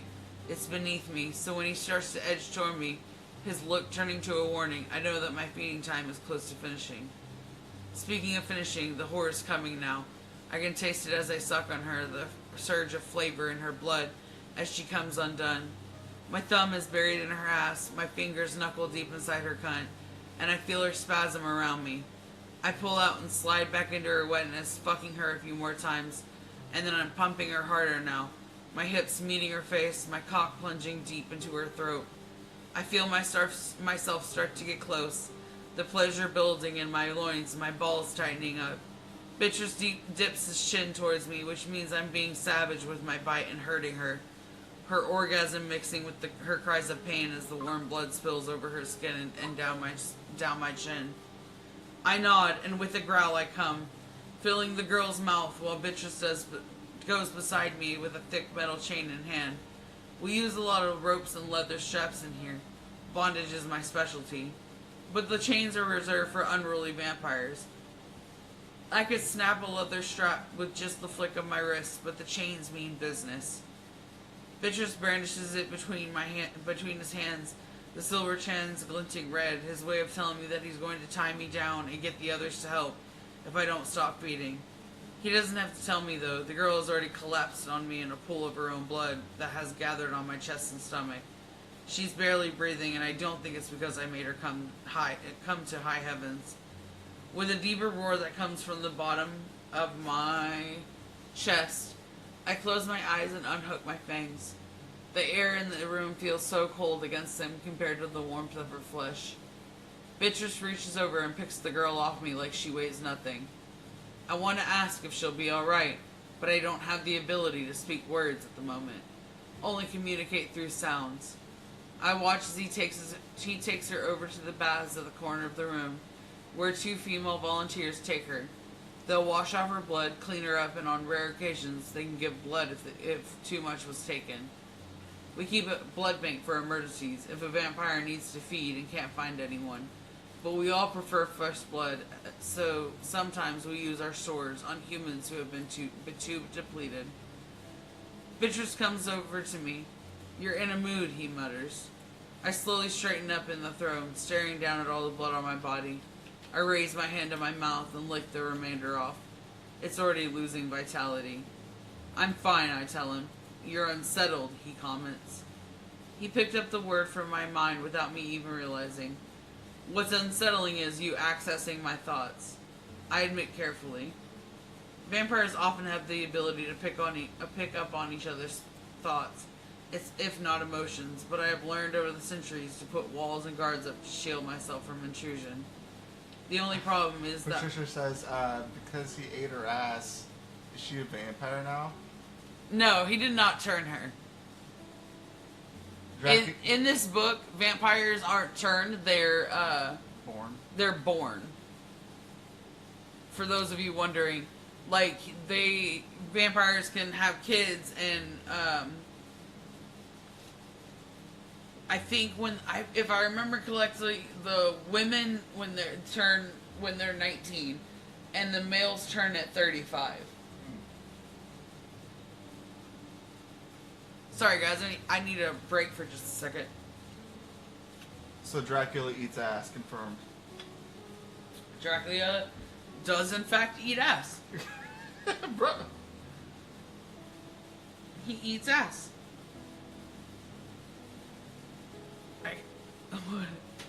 Yeah, exactly. If you have vampire blood in your system and you die, it's kind of like a Vampire Diaries thing, but that's kind of like the generally accepted way of turning someone. If they die with vampire blood in their system. I know, but like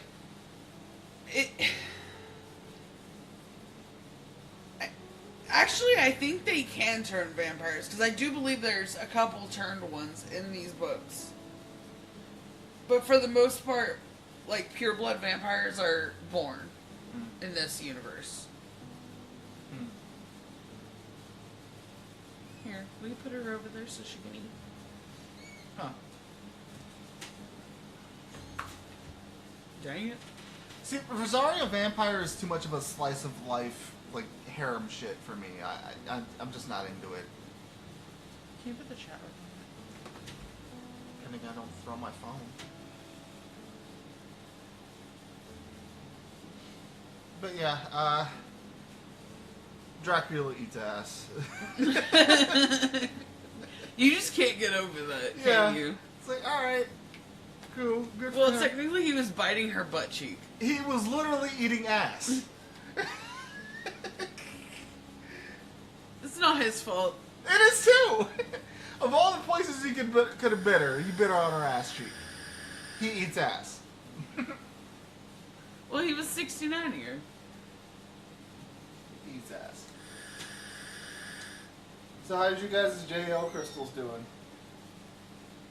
Charged up? Are they charged up? Are they fully charged? How's it? How you enjoying the sesh?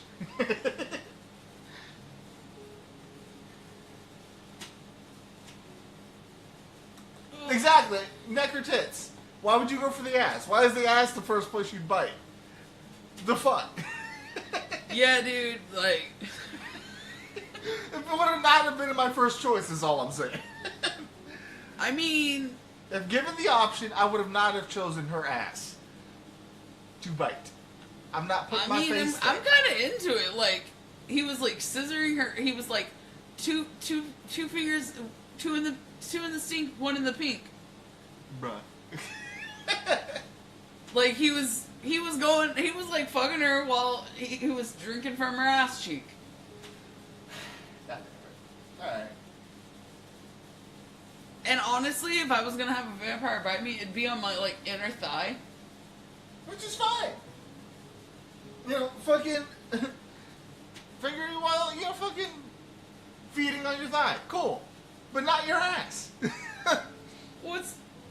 You just can't get over the ass thing, can you? What if she had farted on him?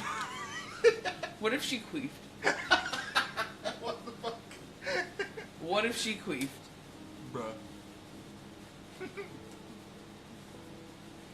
You cannot, like, okay guys, like, as we cannot all deny that there have been times when you're doing doggy style and you stick your dick in and there's a queef.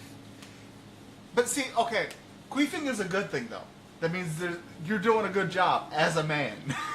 That means you're hitting that shit the correct way if they're queefing constantly. That means you're doing a good job.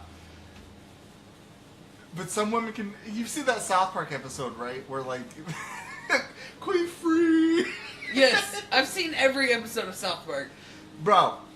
So, Brooke here, she watched 26 seasons of South Park. That's around 27 years worth of content. She watched it in a week. I like to binge watch things. Clearly. That's the tism. It is the tism. I just came back up there from the queefing from the butt. Queefing, the queef. Sherry, you eat ass. Probably not. You never go ass to mouth. Unless, okay, what's the condition? Wait.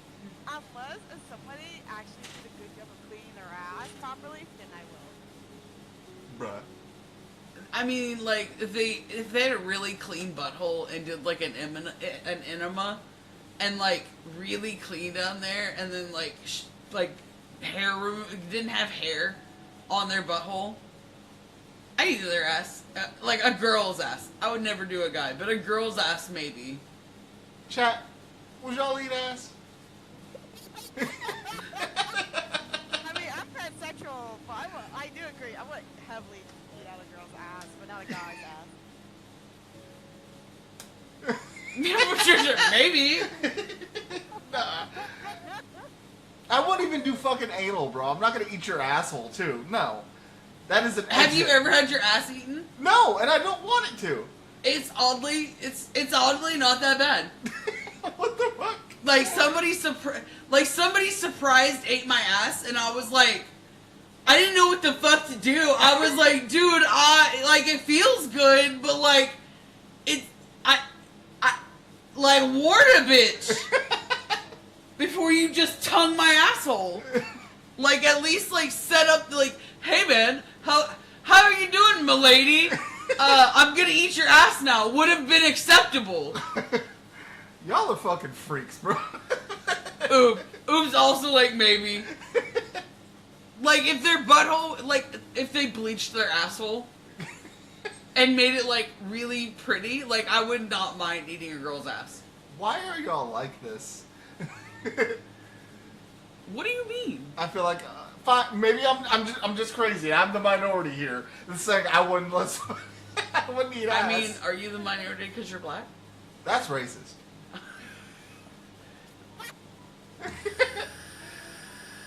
But nah, I'm apparently the minority here. All of y'all eat ass. Okay, whatever. I mean, it's a millennial thing. I've never ate ass, so. But you said you're willing. I'm willing. If anyone's volunteer and willing to try, I'm like, okay, we'll see how we both feel about it. I'm more likely to let somebody eat my ass than to actually eat ass. Bruh, what the fuck is this conversation? Don't be a coward, dude. Just do it. Next girl you get, eat her ass. You Just wanna eat do her. it? It'd be like, text her and be like, hey, dude, I'm gonna eat your ass today, so I'm gonna need you to clean your butthole. Do it. You won't do it. No balls.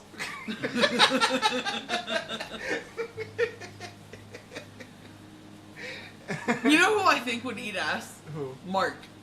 He probably does. I like dead ass. I cannot like. I He honestly. enjoys anal. He probably does. Yeah, he probably eats ass. I'll ask him. Dude, ask him. Be like, bro. Me and Brooke have a solid question. Patricia, exactly, my dude. Exactly, like dead ass. Yeah. Did you know that your lips and your asshole have the exact same tissue and texture? Yes. Yes, I did. So like, Science. feel your lips. That's what your asshole feels like. I feel like my asshole's like softer than this. It also would explain why you're always talking shit. Fuck you, bitch. I do be talking a lot of shit though. He'll just be like, why are you being so mean today? And I'm like, I don't know, man. I just felt like maybe you needed to be heckled a little bit. He's sitting over here living my best life, and he just calls me the rudest shit. Like I ain't do nothing to you. Leave me alone. I literally will just like be mouthing off, and he's just like, what is your problem? Have you eaten today? And I'm like, no, I haven't. Why is that my problem? Drinking for the past 4 hours of heavily drunk, man. Bruh. Okay. Why are you like this? Alright, continue the chapter. Might as well finish it. I haven't eaten like I'm drinking. Dude, I haven't eaten anything today. Tell your boyfriend you'll eat his ass today. Do it, you won't. Chicken wings, man. Do it, you won't. No balls. Oh God, are they spicy chicken wings? Let me tell you all a story, right? Oh no. Let me tell you. Okay, so at my college, right? Mm-hmm. They used to do a crawfish boil. Well, this guy I was seeing, me and him went to the crawfish boil, and we ate crawfish, right? We went back to his house, or I think it was his house, and he was like eating me out, right? Well, he cleaned his mouth, but he didn't clean his beard, and there was Cajun spice in his beard. What the fuck? And it got in my vagina. And I started screaming at the top of my lungs because my vagina was on fucking fire. I had to go into the shower and like literally grab like the coldest fucking water I could and like bathe my vagina because it was like on fucking fire. Her pussy got burned. My pussy did get burned. Oof. That was the first time we ever did any sexual stuff too. Bruh. Like,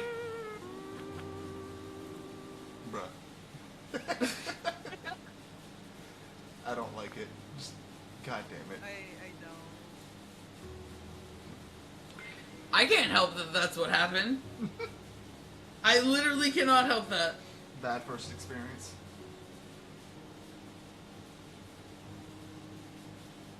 Are we just talking about our first sexual experiences then? I mean, go right ahead. I just thought that was like... Yeah, I've never had anything spicy like that happen, in a literal sense.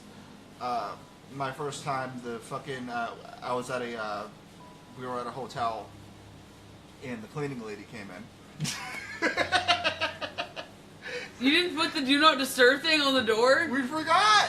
How do you forget that? That's like...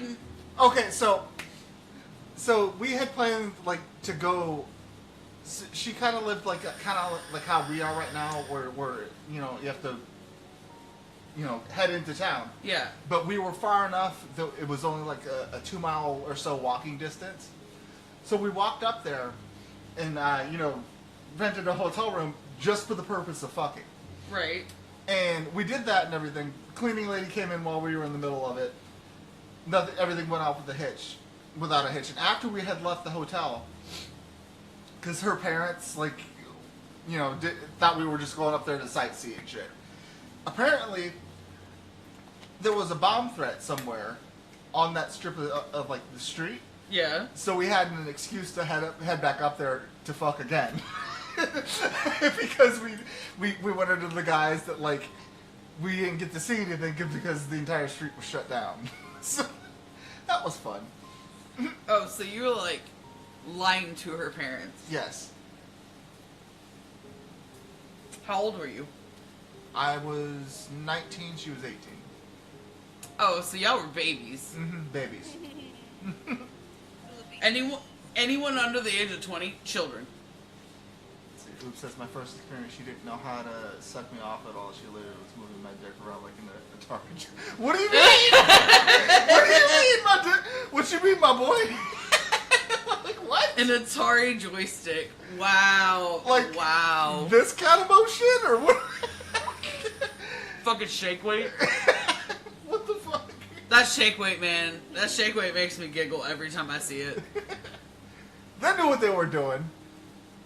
They knew exactly what they were doing. They were like, their commercials were fucking so funny. Shake weight. And then it sprays water at you. Yeah, they knew what the fuck they were doing. That was South Park. It doesn't No, actually. yes, it does. Does it really? Yes, it does. No, it doesn't. I swear to God, yes, it does. No, it doesn't. That was a South Park thing. Are you sure? Yes. I'm looking it up. Why are you like this? I'm looking it up. Chuck Dinkle. Do shake weights. Spray water.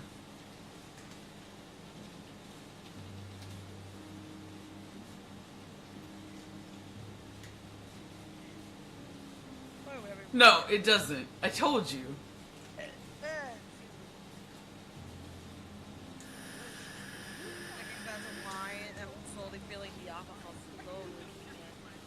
They knew what the fuck they were doing.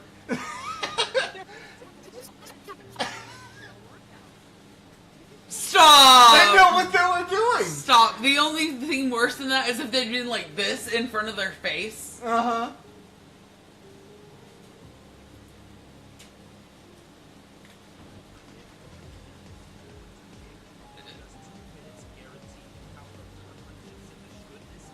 Why?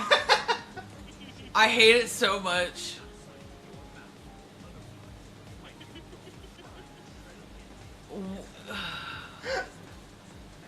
I hate it. No, stop! I hate it so much. Why? That's great. How much money do you think Shake Weight actually made? I don't know. Are they still in business? I'm not sure. I think they are. I think you can still buy Shake Weights. Can you still buy shake weights? I'm kind of genuinely curious right now. Yes. Yes, you can. Yes, you can. You can, in fact, still buy shake weights. How much? $49. Just get you a fucking fuck buddy and fucking give him a blowjob for like 20 minutes. Or a hand job for 20 minutes. Right. Use both hands. Literally same fucking motion, bro. They knew what they were doing. Dude, this guy that I was fuck buddies with, I wasn't in the mood for sex, and he was like, "Yeah, can you at least like give me a hand job? Like, just don't leave me hanging." And I was like, "Yeah, dude. Okay, so I'll give you a hand job. It's gonna be 45 minutes, no lube, and you gotta make complete eye contact the whole time." And he was like, 45 minutes? Bruh. I have never... Oh, like, yeah, dude. Before I met Malik, I had a standard, like, fuck buddy. We fucked 3 times a week. Like, what the fuck?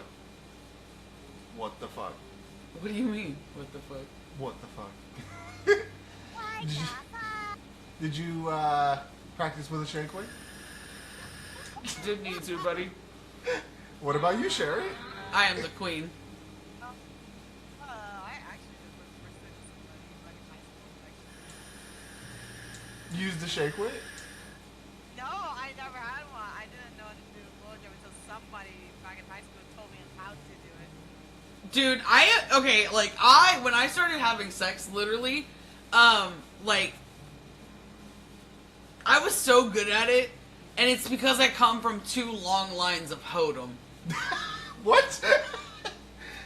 Like, my mother is a hoe, and my dad was definitely a hoe. Never in the history of Hold'em. So, like, I came from 2 long lines of hoes. Damn. Dude, that's not a brag. I can't help that I'm naturally gifted in the sexual area. This is the woman I've chosen as my life partner, guys. Oh yeah, you're stuck with me now.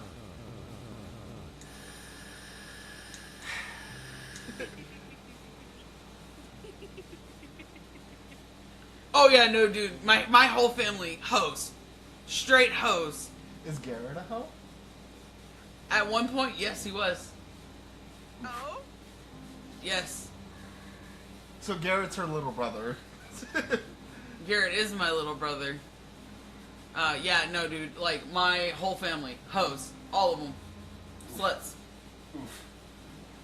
Damn. I'm pretty sure if I did that ancestry DNA shit, and you know how they allow you to let people that match your profile, your DNA profile, message you. I'm pretty sure I'd have 86 siblings, Oof. and that's why I don't do it. What the fuck? Finish the damn chapter. Oh, dude, this chapter's long as fuck. Might as well finish the chapter. Ugh. Alright. So, I'm fine, I tell him. You're unsettled, he comments. He picked up that word from my mind without me even realizing. Oh, we're just gonna gloss over the fact that we just had an entire scene dedicated to eating ass, and now we're just back in the classroom. All right. No, we're not back in the classroom. Oh. They're still in it's called the Red Room. Don't do that. What do you mean? Don't call it that.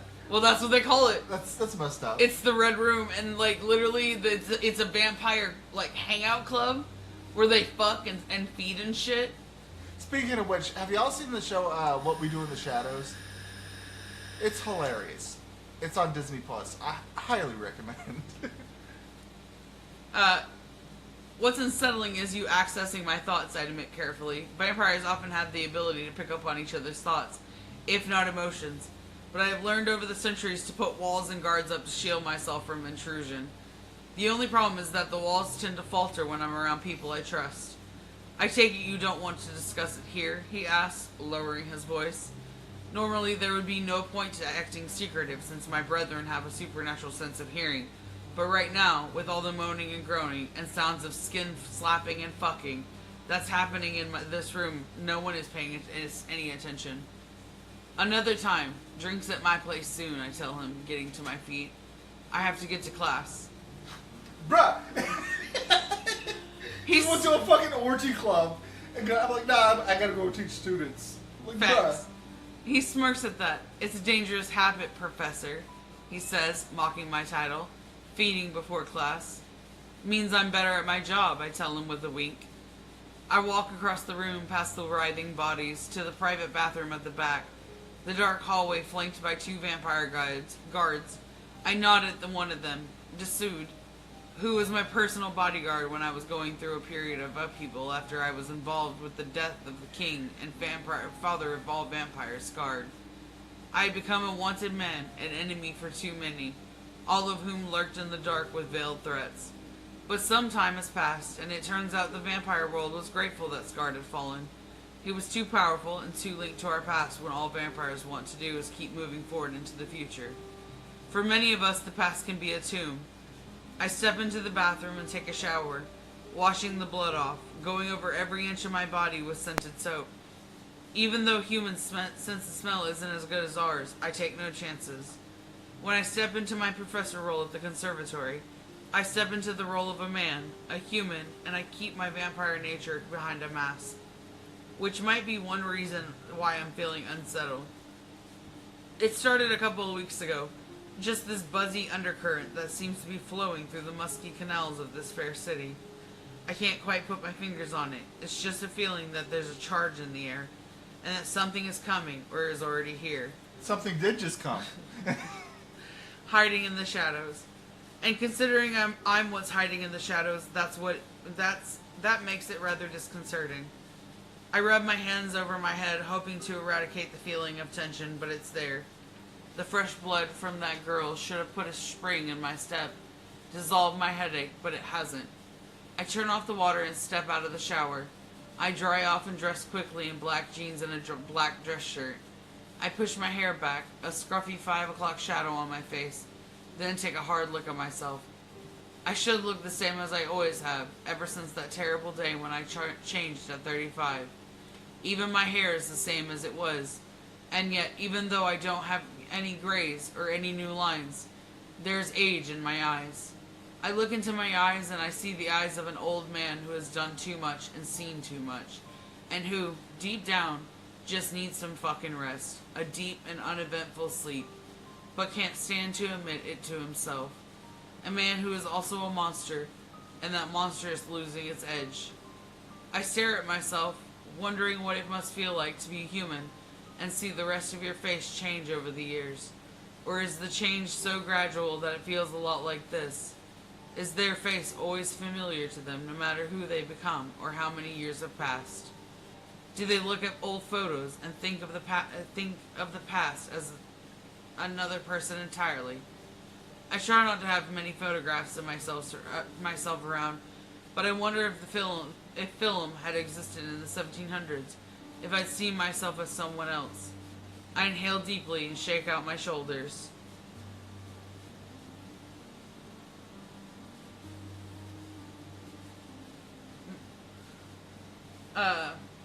I inhale deeply and shake out my shoulders. No point brooding over this. I've got a job to do. I have class with the organist next. Aside from my history and music class, I'm teaching only 2 practical classes this semester. One is piano, which is jam-packed full of students, as always, and the other is the organ. Last year we didn't have any organists for either semester, so the fact that there are 4 this year is a little surprise. The biggest surprise is one of the organists herself. I'm not usually one to be all that taken with humans. I've learned in the past that they only bring you tragedy and heartbreak. They're only good for fucking and feeding. If I wanted some sort of companionship or relationship, I would look to a vampire. But the truth is, in all these years, neither companionship nor a relationship have appealed.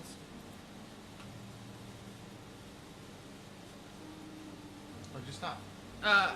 Patricia, what? I need you to specify your question. What do you mean? She's talking to. Oh, okay. Sorry, guys. I wanted some sort of companionship or relationship. I would look to a vampire, but the truth is, in all these years, neither companionship nor relationship have appealed to me. It's too much complication in an already complicated life. But while all that stands, there is something about the organist in my class that has me looking twice. She's not the most beautiful woman in the world by conventional beauty standards. She has a strong chin and nose, eyes on the smaller side, but there's something about her that stirs something inside me. A hunger, of course. It's hard to look at an attractive woman and not to want to taste their blood.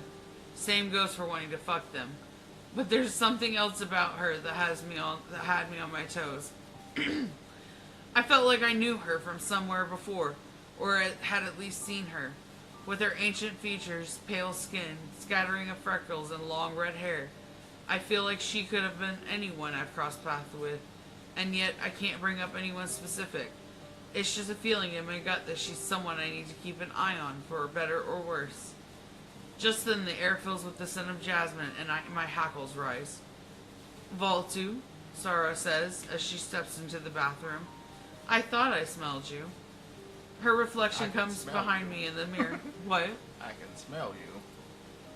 I'm creeping around. Her reflection comes behind me in the mirror. Sarah is a vampire, all long limbs, honey-colored hair, built like a Russian supermodel turned influencer. She and her brother Alexei have a stronghold over the vampires of Venice. Actually, it goes beyond just vampires at this point. They have influence over all the lawmakers, businessmen, and socialites as well. They've lived here for a long time, though they moved elsewhere for a while and recently came back. Regardless, this fabled city is in the palm of their hands. But they aren't in the palm of mine. Dun dun dun. I was just leaving, I tell her, turning around, and she's just inches away, smiling through red shiny lip gloss. Where are you going? Huh? Her lip gloss is popping. Her lip gloss is cool. Where are you going at 2 in the afternoon? She asks, her blue eyes sharp. To teach a class? When are you going to give up this charade, Professor Amanoff? And what might this charade be? I ask, folding my arms across my chest. I am a professor, qualified by numerous universities. I get paid an acceptable wage. My students graduate and go on to do either wondrous or mundane things, but they do earn a degree that I, in part, taught them. There is no charade with me. She rolls her eyes and twists a long piece of amber hair between her fingers. Oh, she's the ginger. It's gold. She's a blonde. Auburn is like a... Amber is what it said. No different than your charade, I tell her. The corner of her lips curl into a snarl, making her look most ugly. It's very different, Voltu. I don't pretend to be anything I'm not. You're getting paid to be a teacher when you don't need the money. It's gross. Sarah knows that all the money I make from my job, even though it's not much by old money standards, is donated to various charities. Then perhaps I'm doing it for kicks, I tell her. Impressionable young men and women walking through my doors every day. Blood can't get any fresher than that. She lets out an acidic laugh. If I didn't know you, I'd believe you, and you think they call you Dracula. I raise my hands in protest. I didn't ask for the title. I can't help if Mr. Stoker was besotted with me. You think the whole world is besotted with you, Voltu? I shrug, and it's not my fault that if it's true. I flash her a mirthless smile. Now, if you're done badgering me, I need to be off. I move past her and she doesn't move out of the way, causing my shoulder to brush against her. For a moment, I see her for who she really is. Not some luggy Slavic model, but something made of bones, crepey skin, and red eyes. A monster. All vampires are monsters, but some are extra special. Some have been created by Scarred himself, not through breeding with humans, which has resulted in 99% of the current vampire population, but by the old-fashioned way, bringing them close to death, then bringing them back to life with vampire blood. Okay, so yeah, there you go. The only problem with creating vampires that way is that they turn into raging monsters, debased to primal animals with insatiable blood. Bloodless, it's against vampiric code to create any this way, but that didn't stop Scarred. He was above the law until the moment of his death. Some, over the centuries, learned to control their hunger and rage, suppressing their monstrous forms until they were hidden under the human skin. But sometimes the creature is hard to hide. Question. Answer. So do they, in these little blood orgy dens, do they just, like, are all the women there sterile? Or, like, what's the deal there? Because if breeding with humans creates more vampires, like... I'm not sure. It's a good question. Continue. Maybe they wear condoms? I don't know. Not sure. Where was I?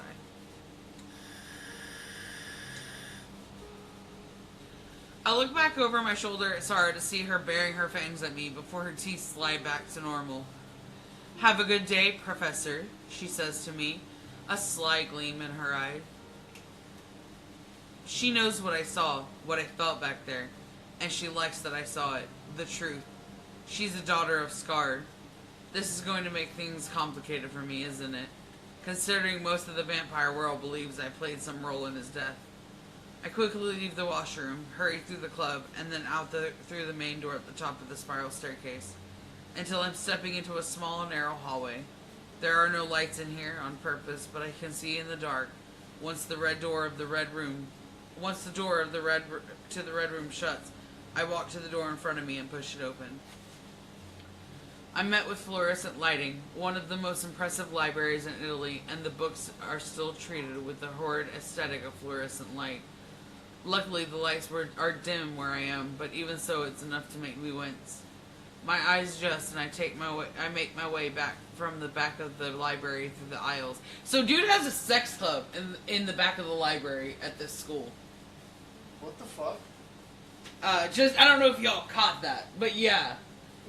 The Red Room Sex Club is in the back of the library at this prestigious music conservatory. Oh my damn. Yes, exactly. I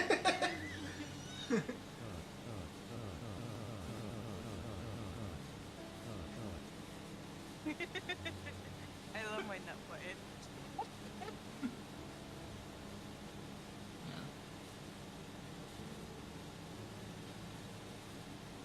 So she's like a ginger hybrid? Was that chick? No. Okay, so Because when I think of Amber, I think, like fucking tree sap, fossilized tree sap. it's basically like a strawberry blonde. With that amber like highlight in it. But basically she's a fucking monster wearing human skin. Fun. Yeah. So there's two ways to make a vampire. One is by birth, they either breed with humans or other vampires. And the second way is like you drain somebody to the brink of death and then torture them and then feed them human blood and they become like a monster, like she is. Fun.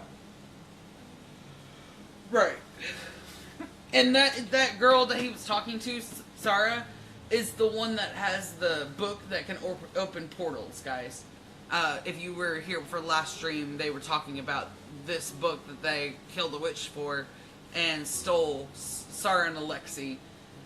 They killed this witch, stole her book, and it's able to open portals to other dimensions. Specifically the one that vampires come from originally, and in that realm there's monsters and shit in there. No fun. Yeah. So they're gonna be a fucking problem. That's rough, buddy. It is a little rough. Oh wow, we've been streaming for 2 hours. Wild.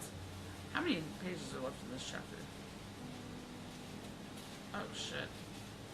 Oh, that's not bad. Okay. Not too long because I gotta eat my food and I get drunk. Bruh. I'm not playing Rivals with you while you're drunk. Your aim is gonna be terrible. I'm not doing it. No, apparently my aim is awesome when I'm playing the game while I'm drunk. What you drinking?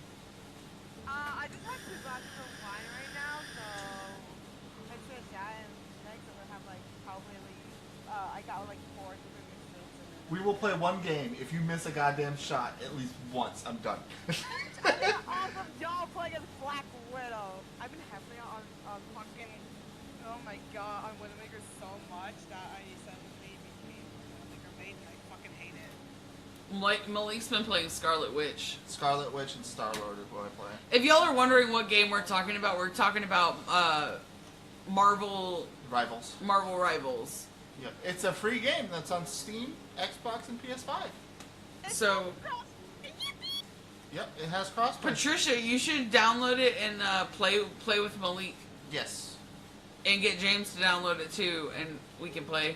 Yeah, we can play it together. Ooh, don't be a fool. Also download it and play. If you have a PS5 or an Yeah, Xbox. fucking Overwatch is dying. Yep. So fast as the game just came out. Mm-hmm. Marvel's just like, fuck you. I have the high ground, Anakin. Yeah. I enjoy it. I gotta get a squad going. People that actually know what they're doing. Well, you can play with Sherry after the stream. Yeah. Yeah.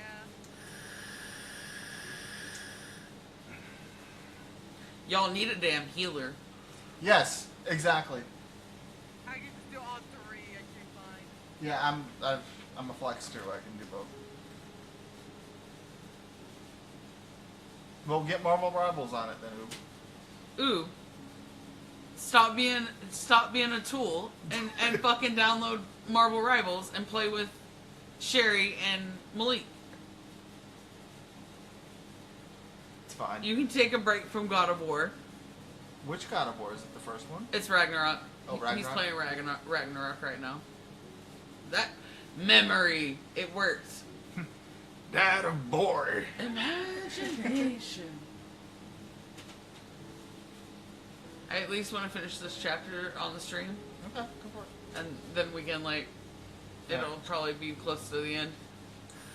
Yeah, we can do that. Pretty much just the goal for each stream, 2 chapters a stream. Yeah, honestly.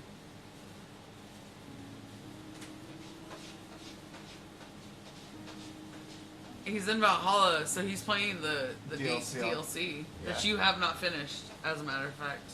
It's fine. Everything's fine. I'm gonna shame you.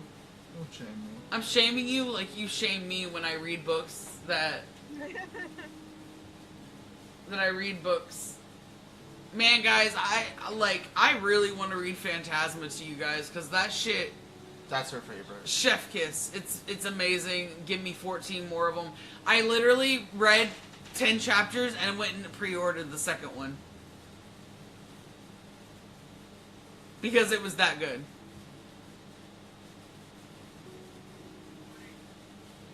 Some big fur towel.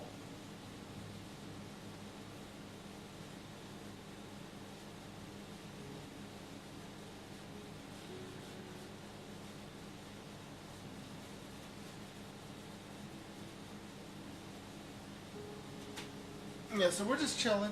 We're just Letting it simmer. We're just chilling. Yeah, dude. Dracula eats ass. Is that the moral of the story right now? What's the fuck? What'd you say? What'd you say, Sherry? No, I was asking you. What'd you say? I said, so is the moral of this story Dracula eats ass? Eat the booty like groceries? Drink my booty juice. Booty sweat. Is it booty sweat? I thought it was booty juice. It's booty sweat. Y'all have seen Tropic Thunder, right? No! Sherry, what? You need to watch Tropic Thunder. It's amazing. I've not seen a lot of stuff. Okay. I was born in 97 and I wasn't sure a lot of stuff. Okay. This was like a recent, not recent, but like 2010-ish. 2010-ish movie, and like Robert Downey Jr. does blackface, and the whole black community was just like, yeah, that's fair, he's good at it. It's hilarious. We'll have to watch it at some point. Alright, continue. And A Million Ways to Die in the West. That's another good one. That's, dude, that's our favorite. We watch that a lot.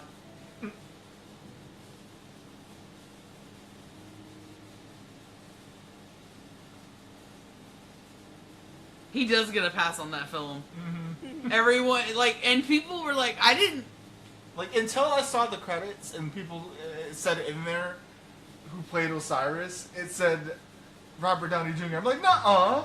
Yeah, like, no one knew that he was, like, playing blackface. Because he did it so fucking well that you couldn't even tell. You people. What do you mean, you people? Tell him, McCluskey. Tell him what time it is. It's a good ass movie. Man, he is dead. Fucking holding up a severed head. Alright. Okay. Continue. I met with fluorescent lighting. We already read that. My eyes adjust and I make my way back from the back of the library through the aisles, passing the section that is set aside as a museum with rare books, music sheets, and music artifacts under display. Then past the stacks that have eager beaver students already flipping through books to study. No matter what Sarah says or how it looks to the rest of the vampires, I really do love working here. I've always flitted from place to place throughout my life, and while I'm not settling down roots here in Venice, it does give me a sense of purpose to be a teacher, a way to pass on all that I have learned over the centuries. It makes me feel relatively normal, even though I'm not. And most importantly, because the Red Room is accessed through the library, I'm in charge of it. It doesn't matter what city I find myself in. I usually create a feeding club for vampires if there wasn't one before. I like to be the one who unites the vampires together. The reason Sarah thinks everyone is besotted with me is because they are. I provide them with fresh human blood to drink and fresh human bodies to fuck. Every vampire knows who Voltu is, even without the Dracula notoriety. Because they need me. That's why I'm popular. Well, perhaps not in my class. As I make my way through the storied halls of the grand school and down to the concert room, I'm already picturing the look of disdain on the one person that doesn't seem all that enthralled with me. Dahlia. And when I enter the concert room and see her on the stage sitting at one of the pipe organs, her fingers and feet poised to play, I feel that animosity again. It surrounds her like this dark cloud. That I don't know how to read.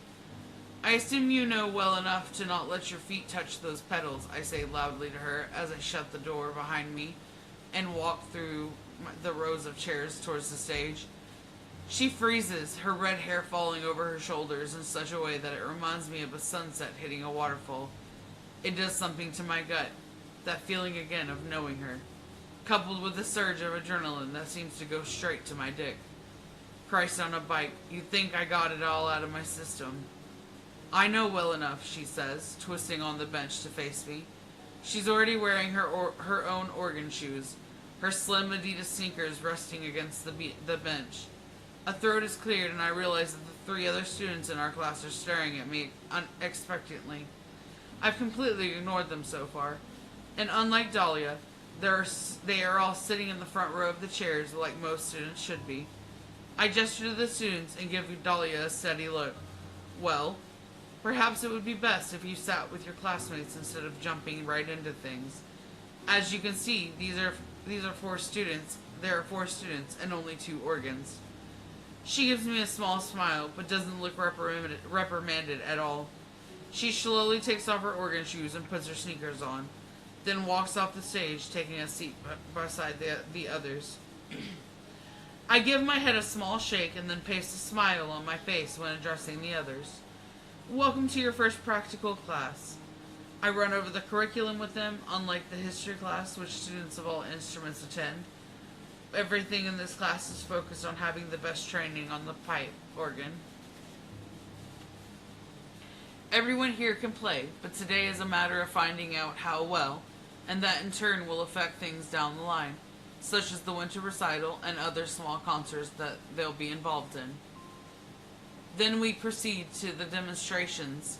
On the concert hall stage, beneath the molded ceilings and alfresco paintings, are 2 organs, one on each side of the stage. There are 2 grand pianos situated closer to the middle, as well as cello, a percussion set, and a few other instruments.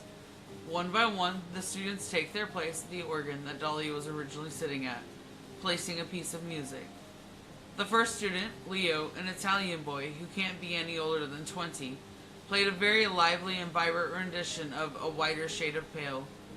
The next student, a bespectacled girl from Bristol in her 30s called Margaret, who I switched to English since her Italian was so atrocious, played a noisy version of a Jehan Elaine piece. A quiet and brooding-looking German boy named Johann played a surprisingly jolly piece of something he said he wrote himself. And then finally, Dahlia slips her organist shoes back on and takes her seat on the bench. She glances at me over her shoulder, waiting for my cue, and I'm momentarily distracted by the smoothness of her pale skin, a couple of freckles that appear under the thin strap of her burgundy camisole. I clear my throat, bringing my eyes to meet her. Go on then, Dahlia. She nods, closing her eyes as her fingers pause in the air above the keys. Then she starts to play. Toccata and Fugue in D minor. You've got to be kidding me. It's arguably the most famous piece of organ music in the world, and most people don't know that it was Bach who wrote it. All they know is that it's Dracula's music.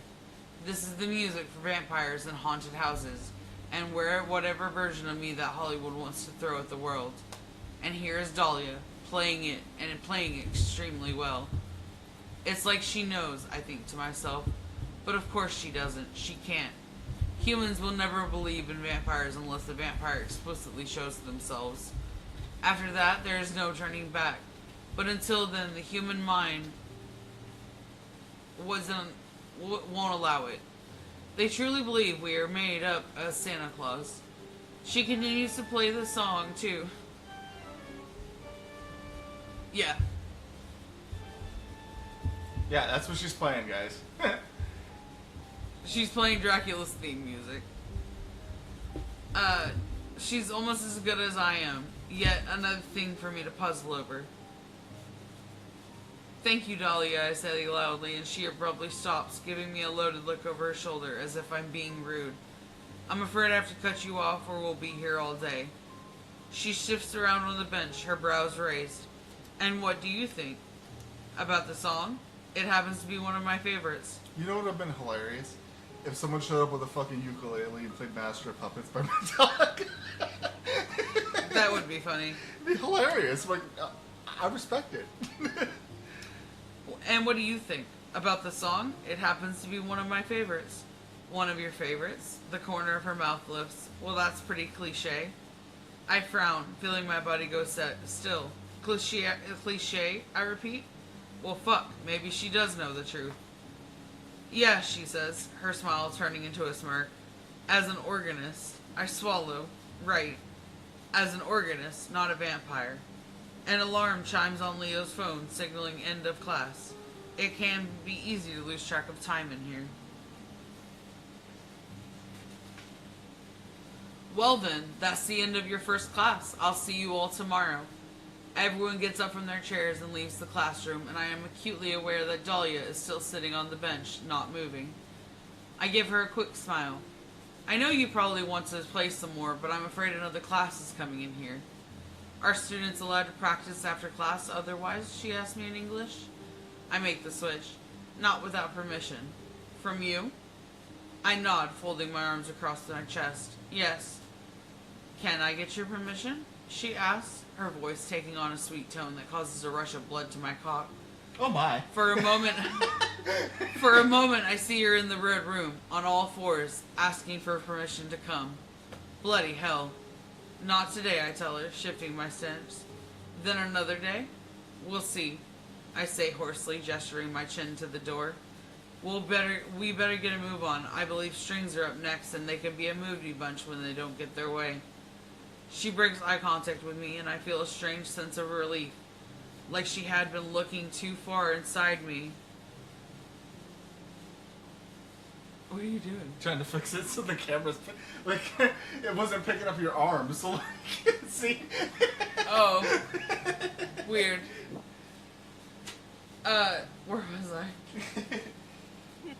She breaks eye contact with me, and I feel a strange sense of relief, like she had been looking too far inside of me, past all my walls. She quickly slips on her sneakers and gets to her feet. sweeping her hair over her shoulder as she walks over to me, stopping a couple feet away. I can smell her clearly, a meadow of wildflowers on a summer's day. The scent triggers a memory, but it's too fast and fleeting to catch. Can I ask your permission for something else? She asks, her eyes staring right into me. I can't get a read on them. There's a boldness there, a desire, and yet underneath it all, I still get the feeling that she despises me. It's confusing as hell. What? I ask, my voice dropping. If I may take you out for a drink? I blink at her. She's serious. I laugh. You're asking me out for a drink. She nods, her mouth in a firm line. I give her a half smile, unsure how to handle this. I can't. I don't do that. Date students, that is. Who said it was a date? She asks, and then she shrugs. Okay, I'll see you tomorrow. She hops off the stage and walks past the rows of the chairs to the doors, leaving just before students for the next class start walking in with their instruments. Did she just ask me out for a drink? And I said no? Guys, women, I need y'all to understand that all men want is for y'all to approach us first. How come we always gotta do it? It's shit the patriarchy has pounded into our heads to be demure little flowers. Cause like... Deadass, that's the reasoning. Cause like... Fuck the patriarchy, guys. Any guys that are in here, like bro, tell them. We still remember the compliment we got from some old-ass lady 10 years ago. Like, it is so freaking rare for women to approach us first. Why? I approached you. That's because I baited you with tacos. You did bait me with food. He's not wrong. I still remember that day. You told me. You saw in the post, like, I will take... I'll buy you a taco. Yeah, you will buy a girl a taco. I did get her a taco.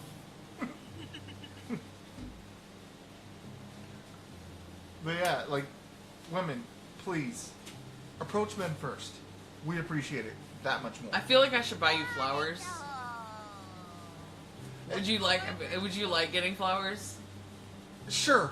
Why not? It's the fact that, how come I always gotta buy you flowers? How come you don't ever buy me none?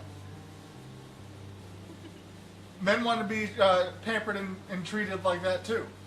Do you want to go get a manicure with me? Maybe, bitch! We can go get our nails done together. We could make a date of it. Like, we could go get our nails and our toes done. But no, for real. Like, men, like, women, y'all play games when it comes to the dating world. In terms of, like... It's what the patriarchy has taught us to do! Say what the fuck you mean. Like, ooh, tell these bitches. Like, how many fucking times have you went up to a girl and you thought she was interested and she just blows you off and like, nah, I'm not even into you? We blow you... You want to know why we blow you off? Why? Because we're like, oh, he's probably a rapist. No, because it's like... Women, they say women drop hints. Like I was staring at him and I smiled like 3 times. I brushed my hair aside like 3 times and he didn't even notice. It's like, dude, fucking talk to us like adults. And say what you mean. I know you're not talking about me. I'm talking about you too. Bitch, no, because I'll tell you exactly what's on my mind. The vast majority of women do not. Is the problem. Yeah, it's because they're taught to be demure little flowers because that's what we're taught men enjoy. Bullshit! It's fucking frustrating. Say what you mean, nigga. Don't blame us, blame the boomers. Like, fuck. If you're interested, fucking tell me. I'm not a fucking Don't blame psychic. us, blame the boomers. They're the ones that taught us to be like this. When I was single, I fucking hated that shit. Look, you you can know never what? tell who's interested in you. You know what? In high school, when boys were like literally, y'all were in wood shop or like metal shop or whatever doing stupid shit. We were girls. We were sent to home ec, and you know what we learned? How to play mind games. That's what we learned. We learned how to fucking trick you guys and hook you in. Say what the fuck you mean. You'll get so much farther. I promise you. Don't make men jump through all these goddamn hoops. I don't make you jump through hoops. I'm just saying. In general. I'm pretty honest and open, but that's because I've had shit relationships in the past, and literally that's the only way. And that, exactly, I've that's the learned to, point. That's what you've learned. Be open and direct. Right. Don't fucking make. Right, but like people jump through it's hoops. hard for girls to break out of that like grooming that boomers did to us. Say what the fuck you mean. Don't just. And I think a lot of it is because I was raised by a Gen Xer and not a boomer. Like, don't drop fucking hints. Say what the fuck you mean. Like, my mom is completely direct about Like, shit. okay, as an example, like I saw on Twitter the other day, a guy was just kind of sitting watching TV or something, and his girl rolled over and like bumped him with her butt. Supposedly, that's a hint for "I want sex."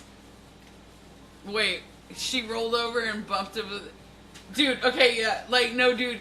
It's the thing where you, like, when you're cuddling her and she, like, rubs her butt against your dick. Right. But, in my personal experience, that doesn't mean anything. There are times where, yes, it means I want sex. But there's other times where she's just being, fucking around. You can never tell the fucking difference because women don't say what the fuck they mean. Fucking speak up. Talk. And then y'all bitch should complain Dude, to us here's the about that we thing, don't though. Like, communicate. here's the Like, thing. make it make But sense. here's the thing, though. Like, women, as a rule, have been taught to be silent. Our voice doesn't matter. That's what we've been taught. But the hypocrisy of that, though, is y'all bitch and complain to us that we don't communicate. But y'all do it even less than we do. It's like, what the fuck? You can't win for losing. Say what the fuck you mean. There. Say it with your chest, little ass nigga. That's all I'm saying. Say it with your chest.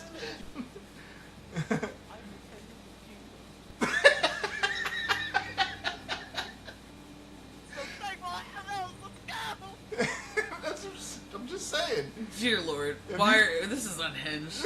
It is. How much we got on this chapter? Let's see. We're at the very end of it. Okay, actually. go ahead and finish. Okay, so did she just ask me out for a drink and I said no? The violin students are giving me a funny look, so I get off the stage and make my way past them to the halls, trying to mull over what just happened. I wasn't lying. It's in the rule book that teachers can't have relationships or sexual encounters with their students. People do get fired for it, and I wouldn't be an exception. The last thing I want is to lose my job here. I'm just surprised that my first instinct was to turn her down. I'm also surprised she asked me in the first place. If it wasn't a date, and perhaps I was being a bit presumptuous there, even her just wanting to be around me has me perplexed. I thought she didn't like me. In fact, I swear she still doesn't, which has me even more curious about her. And that's a problem. Again, proving what I just fucking said. Like, the vibe he got from her was, this bitch doesn't like me, but yeah, she's asking him out for a drink. But her body language and the way she's presenting herself are like, I don't want nothing to do with you. Women, as Dave Chappelle once said, chivalry is dead. And women killed it. Oh, I didn't know you were a misogynist. Thanks. Good to know. Good to know. I have two sentences. Hold up. And that's a problem in itself, because curiosity almost always gets me in trouble. Look, I may be dressed like a whore, but that does not make me a whore. Which is fine. You are not a whore. But you have to understand that is fucking confusing. I feel like if somebody... I'm sorry that men can't get over their lizard brain habits. No. Because if I was to be dressed like a cop, and somebody would come up to me and be like, help, officer, help! Damn, I've always wanted to fuck the police. Bruh. But then I'd be expected to, perform my duties as a cop. But I'm not a cop. See how that's fucking confusing? Same shit. Like... I mean, honestly, you should... Say what you mean, goddammit. Honestly, like, roleplay cop, you could handcuff me, it'd be hot.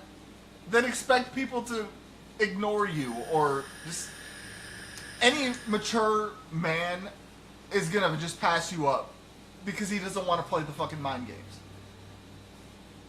It ain't worth our time. I'm just not one of those women, though.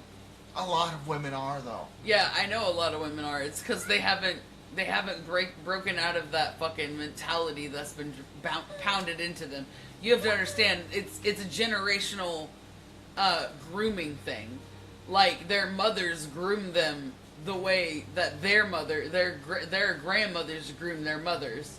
And so instead of... Speak your fucking mind. Hold up, let me finish my point. So instead of, like, evolving with the times, they're still set in that 1950s mindset where they have to hold down, they have to be quiet and, like, demure in order to catch a man, and they have to hide things about themselves to be alluring to a man. That is what we are taught. That's what we're groomed to think. Sherry, what's your thought on this?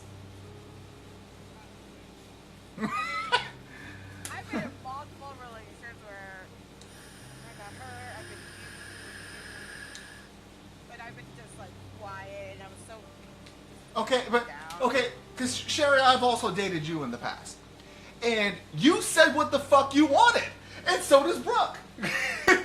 Like that, yeah. Like when you wanted something, you fucking said it. So does Brooke. Like it's not that fucking hard. Speak your mind. Right, but again, again, we live in a country where women's voices are oppressed, women's opinions are oppressed. We're honestly treated as second-class citizens, and so we're stuck in a generational trauma mindset. But see, again, that's the issue. Is like because there are the guys out there that don't respect women are actually a minority. Anything that's toxic is a minority. They just speak louder than the majority do. Well, And the majority of men want women that speak their minds and are intelligent and not afraid to tell what's going on with that. right, and That's I get what that. we prefer. But we have, but when we're in that mindset, we have to meet a man with the mindset that you just spoke of to break out of these traumas. Like, even when we got together, I had to work through those traumas. You get what I'm saying? And so a lot of men don't want to put in the effort to break those traumas to help us branch out and be the women that me and Sherry are now. We have to have a man that breaks us through that. Yeah. But the men don't want to put in the work, and that's the problem. Because it's a waste of time in most cases. But it doesn't have to be. Which I understand if the woman would meet us halfway, but You have to understand, it's very much like a dance. A man has to lead until a woman is confident enough in her steps. I guess.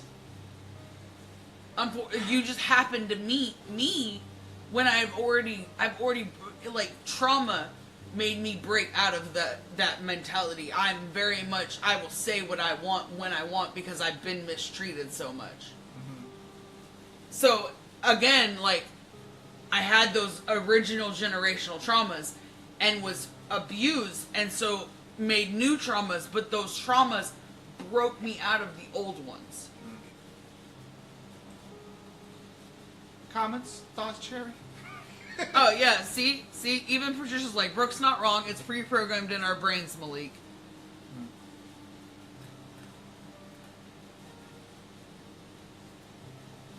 Yeah, it's bruh. It's just fucking frustrating sometimes. So what the fuck you mean? Oh, somebody got banned. Yeah, it's a spam bot. Oh. Why are you like this? But nah, this is our stream for today. Oh, we got like 30 minutes, we can chill. Alright, yeah. But bruh. I like how we just like got into the patriarchy for a minute Look, there. it pisses me off. Like, bro, say what the fuck you mean. I'm not a fucking Dude. psychic. Dude, it's hard. It's really, truly, and honestly hard for us. Like, to the contrary, that because I'm not a fucking psychic, you expect me to be. It's like, dude, I can't. I'm not talking about you specifically, but I'm talking about in general. Right. It's like, dude, I Look, can't you're read your talking about- fucking mind, and you expect me to. You literally have to like understand the generational trauma in the background to understand the effects of patriarchy and misogyny on women raised in a system, again, that treats us like second-class citizens. I can understand that. Especially right now with all the abortion bans and the attack on women's health care. Like, it's a very much an eye-opening proof that women are second-class citizens in this country. In most countries, actually. Yeah, I get you.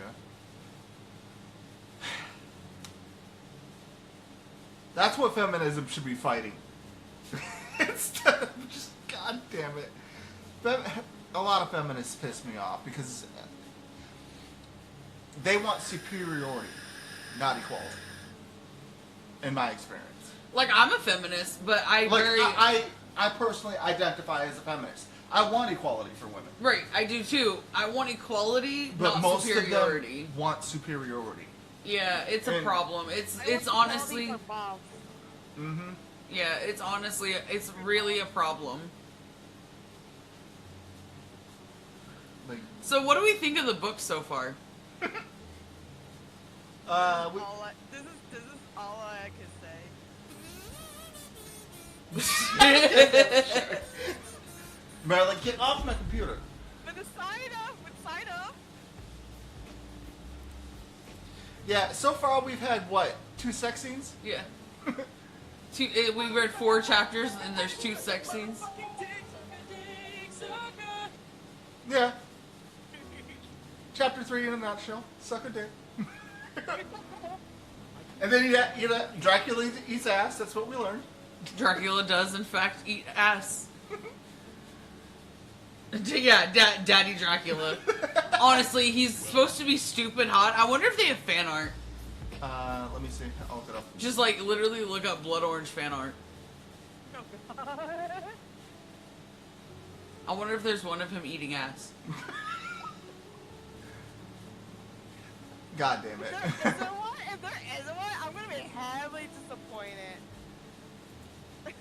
We'll check. Hold on. Hold on, we're gonna go look. Why is it not? I know there's fan art of Phantasma, and goddamn, dude. So Sherry, we're gonna be after this duology that we're reading now, the Dracula retelling. There's a book called Phantasma. It was it's like my favorite read of the year. I've read like 30. I'm sitting at 35 books for the year, and I'm literally like that was like my number one. Although this new Carissa Brabant might outstage it. I'm not sure yet. But it was fucking amazing. And basically, it's based off of Danny Phantom.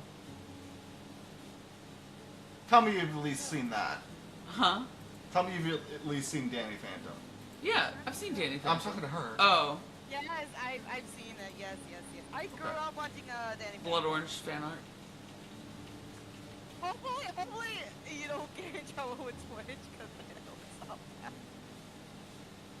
Knowing how fucking strict Twitch is right now with their fucking like sexuality stuff. Oh, Daddy Baltu. Daddy, woof, woof, woof, woof. So, is that Oh supposed to be my. Dahlia? Yeah, that's Dahlia. Smash. I mean, fuck my smash sound. I need to find that. Oh my god. I'm actually gonna go find one now. Damn it.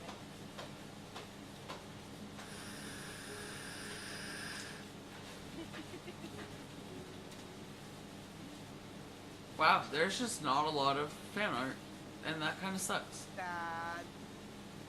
No, that's not it.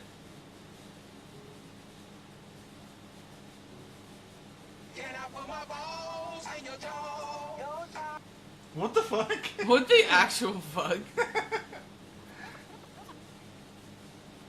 I guess people just don't do fan art for this. Oh my!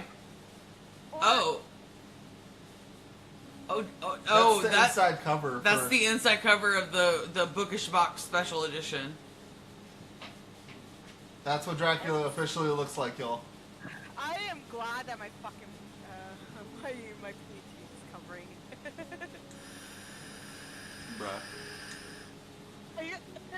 fucking movie. Did you just nut? I kind of want to see that special edition now. If I was, I hear this. Oh, $48. I don't like that. It's not cute. Oh, there's the Dahlia. Dahlia's hot too. Oh, damn, I fucked them both. Smash. Smash. Hi. I Oh, would- it's autographed. I would literally like do dirty things to her. Oh. Would you let her pee in your butt? I would let her pee in my butt, as a matter of fact. Merlin, get off my computer. Thank you. Oh, that was a discussion we had the other day. Sherry, what celebrities would you let pee in your butt?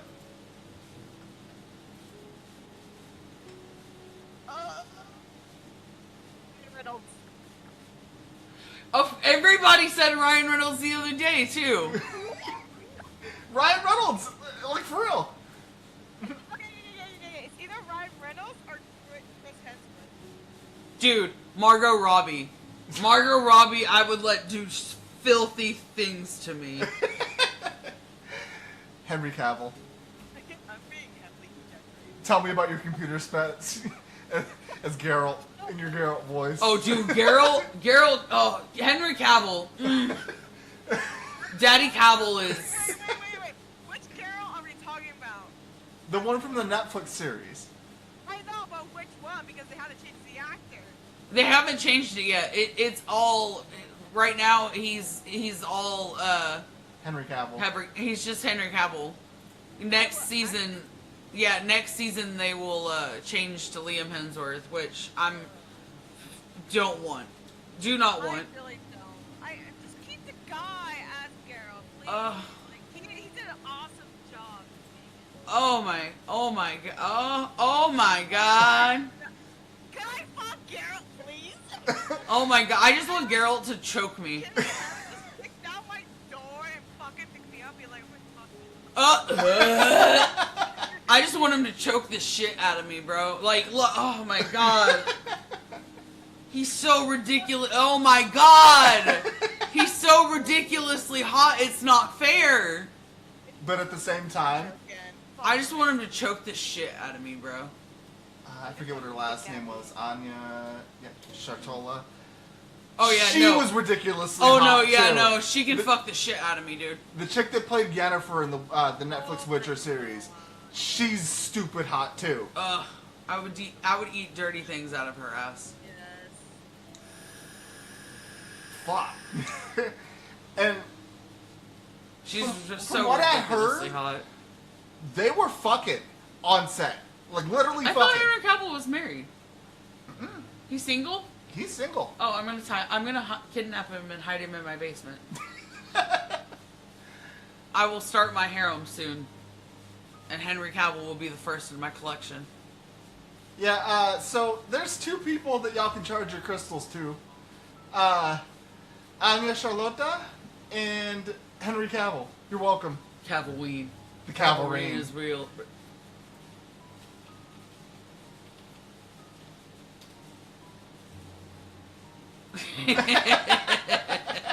The Cavalry. Cavillween is real. I This is a love. comic? Nuh-uh. Oh. It's a shirt. I was Dude, gonna I say would buy you that shirt in a heartbeat. The Cavalry.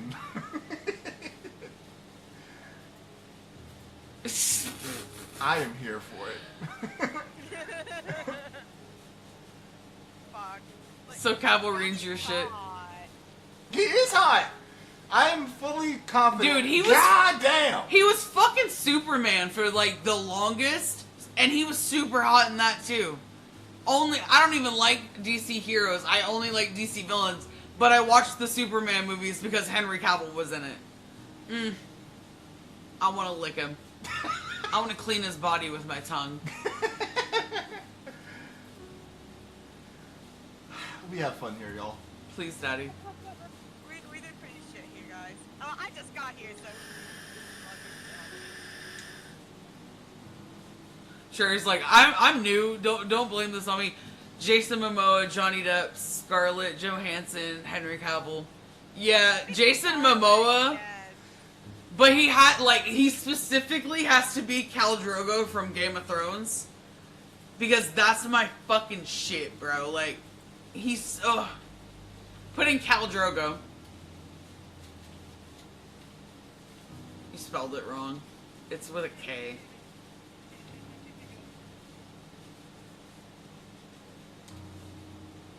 Like,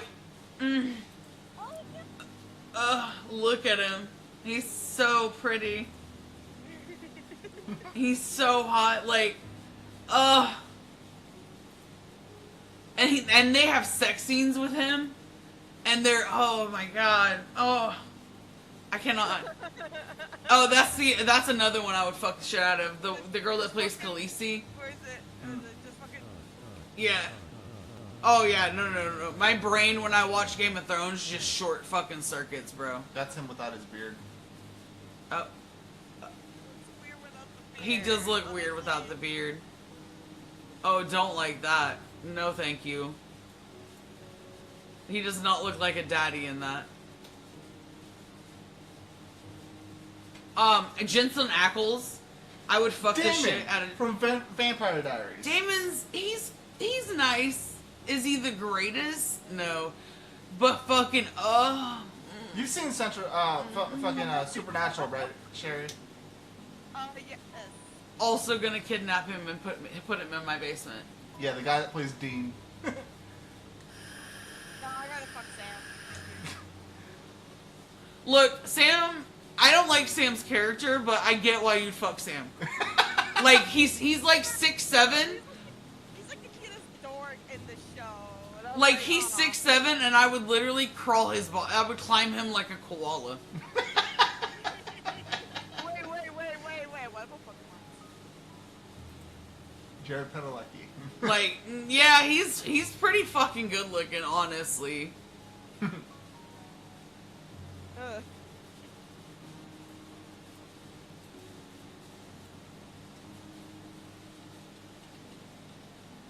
Don't bring Ryan Reynolds into this. I have to. No. I think the most attractive thing about Ryan Reynolds is that he's got like a great personality. Mm-hmm. Like his personality is absolutely wonderful. He would. The lovemaking would be sensual. He cares about you. he can make you laugh. He does care. I bet he's the dude that like gives you foot rubs when you come home from work. God damn. Yeah. God damn. Yeah. Wow. He's got the little lines in his. Oh, dude, that's the best thing. I would lick. You the can wash shit your out of that. clothes on his fucking abs, bro. Yeah, dude. Like, what Yeah. the fuck? Okay, for female, Kate Beckinsale. She's good looking, but she just doesn't do it for me.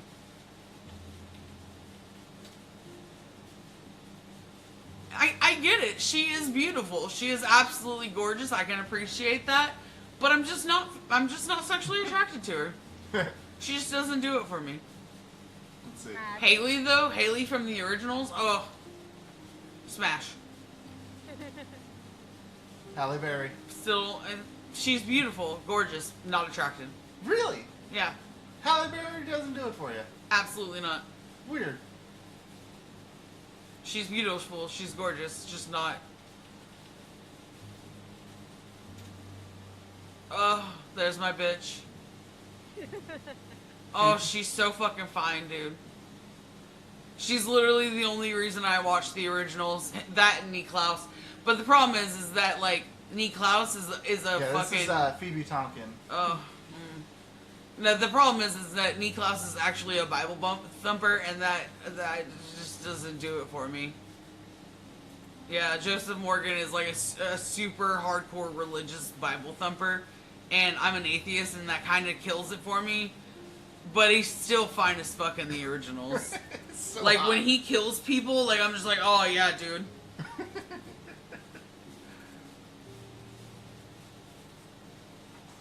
Word?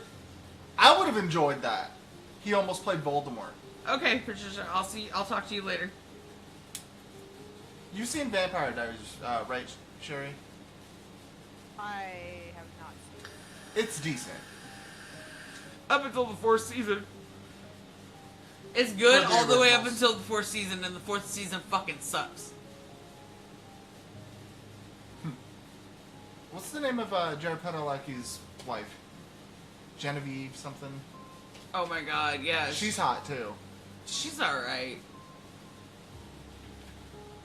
Like Margot Robbie. Margot Robbie is my ride or die. Like, ugh. She's just so fucking fine, dude. Like her as the Duchess Where? up there on the top, all the way over. One more. No, wait. Yeah. Like, look at her. She's a fucking goddess. Like, when she was like, and I don't think I'm gonna wear panties anymore, I was like, oh my god, yes, bitch. She plays Harley Quinn. Her Harley Quinn was absolutely fucking phenomenal. I love her. Yes, she did an awesome job. Awesome. Dude, I watched the Barbie movie, and even in the Barbie movie, she was good. She is awesome. I love. It's so funny how they perform the wall break it. Step on me, mommy. Yeah, honestly. Like, straight up step on me. She's like getting dressed and everybody's staring at her and she's just like, what? Oh, there's one of her wet. Where? All the way down. Over. Boop. No. Over, back. Yeah.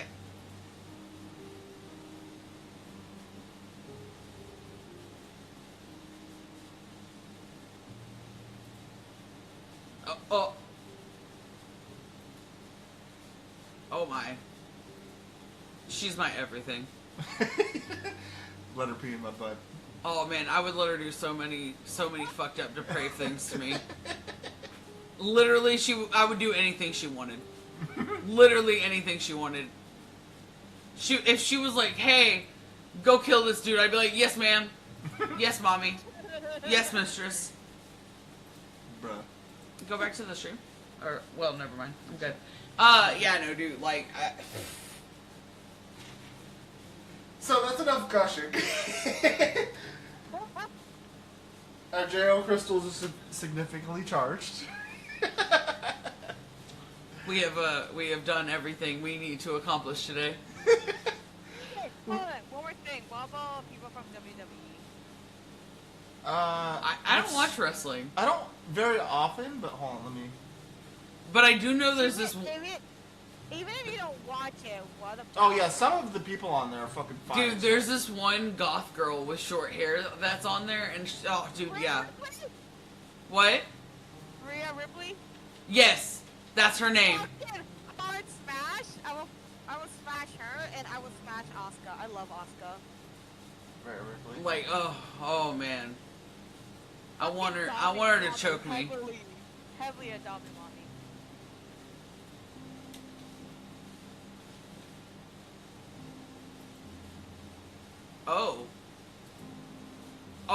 Oh my. I've never seen her before, but she is fine as fuck too.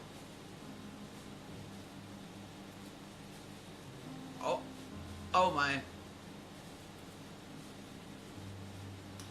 Personal favorite of mine.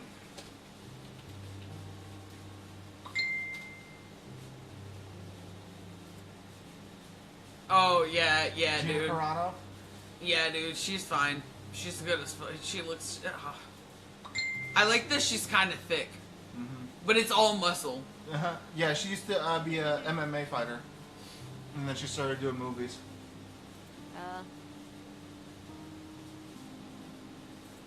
Yeah, she plays in Deadpool and in The Mandalorian. Ooh. Oh, that's another one. Daddy Pascal.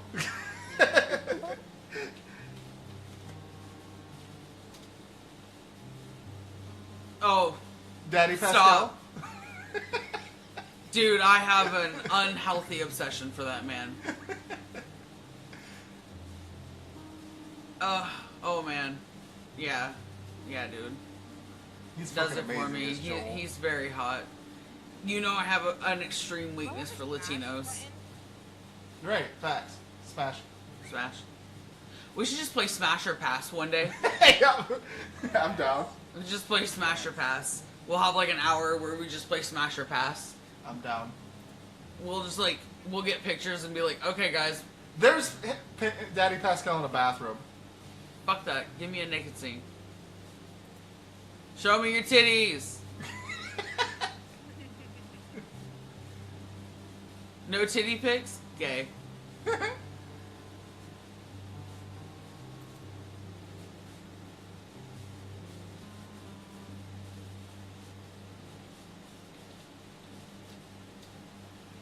Oh yeah, no, you already know that I Smash. Hayden Christensen. Smash as fuck. Like, he's fine as fuck. But here's, like, honestly, Ewan McGregor is also very fucking hot. Like, stop showing me pages of Hayden. Because, like, if I don't get more Star Wars content with Hayden Christensen, I'm a fuck up Disney. I'm gonna go and fight the Disney CEO.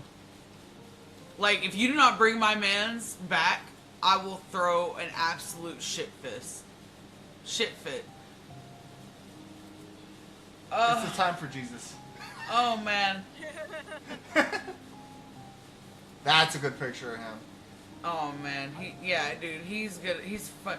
You know who else is fine as fuck? Look up Jamie from Outlander. Ugh. You've never, dude. Look at him. He's fine as fuck, dude. Yeah, look at that. Look at that, Sherry. Yeah, click on that one. Which one? This one? Yeah. Pass. Pass? How are you gonna pass on that? Heavily pass. I don't know. I just heavily pass. Oh, you know who I would. Who? Who? The guy who plays the elf blonde character from Lord of the Rings. Legolas? Legolas? Orlando Bloom. He's alright. He doesn't do it for me. I think he's a little too white for me.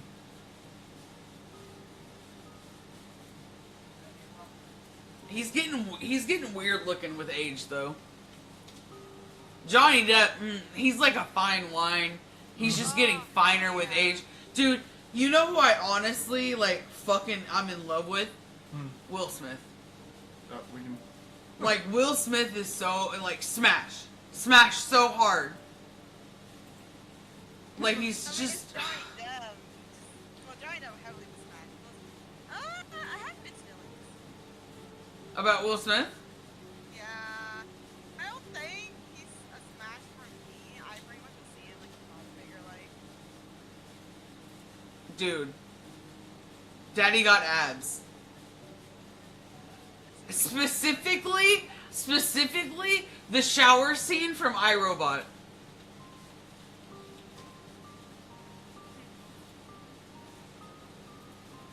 Michael B. Jordan's another good one. Oh yeah, Michael B. Jordan's hot as fuck.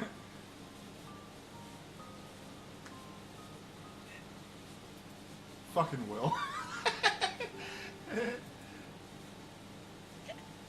Oh, excuse me. We're slowly devolving, guys.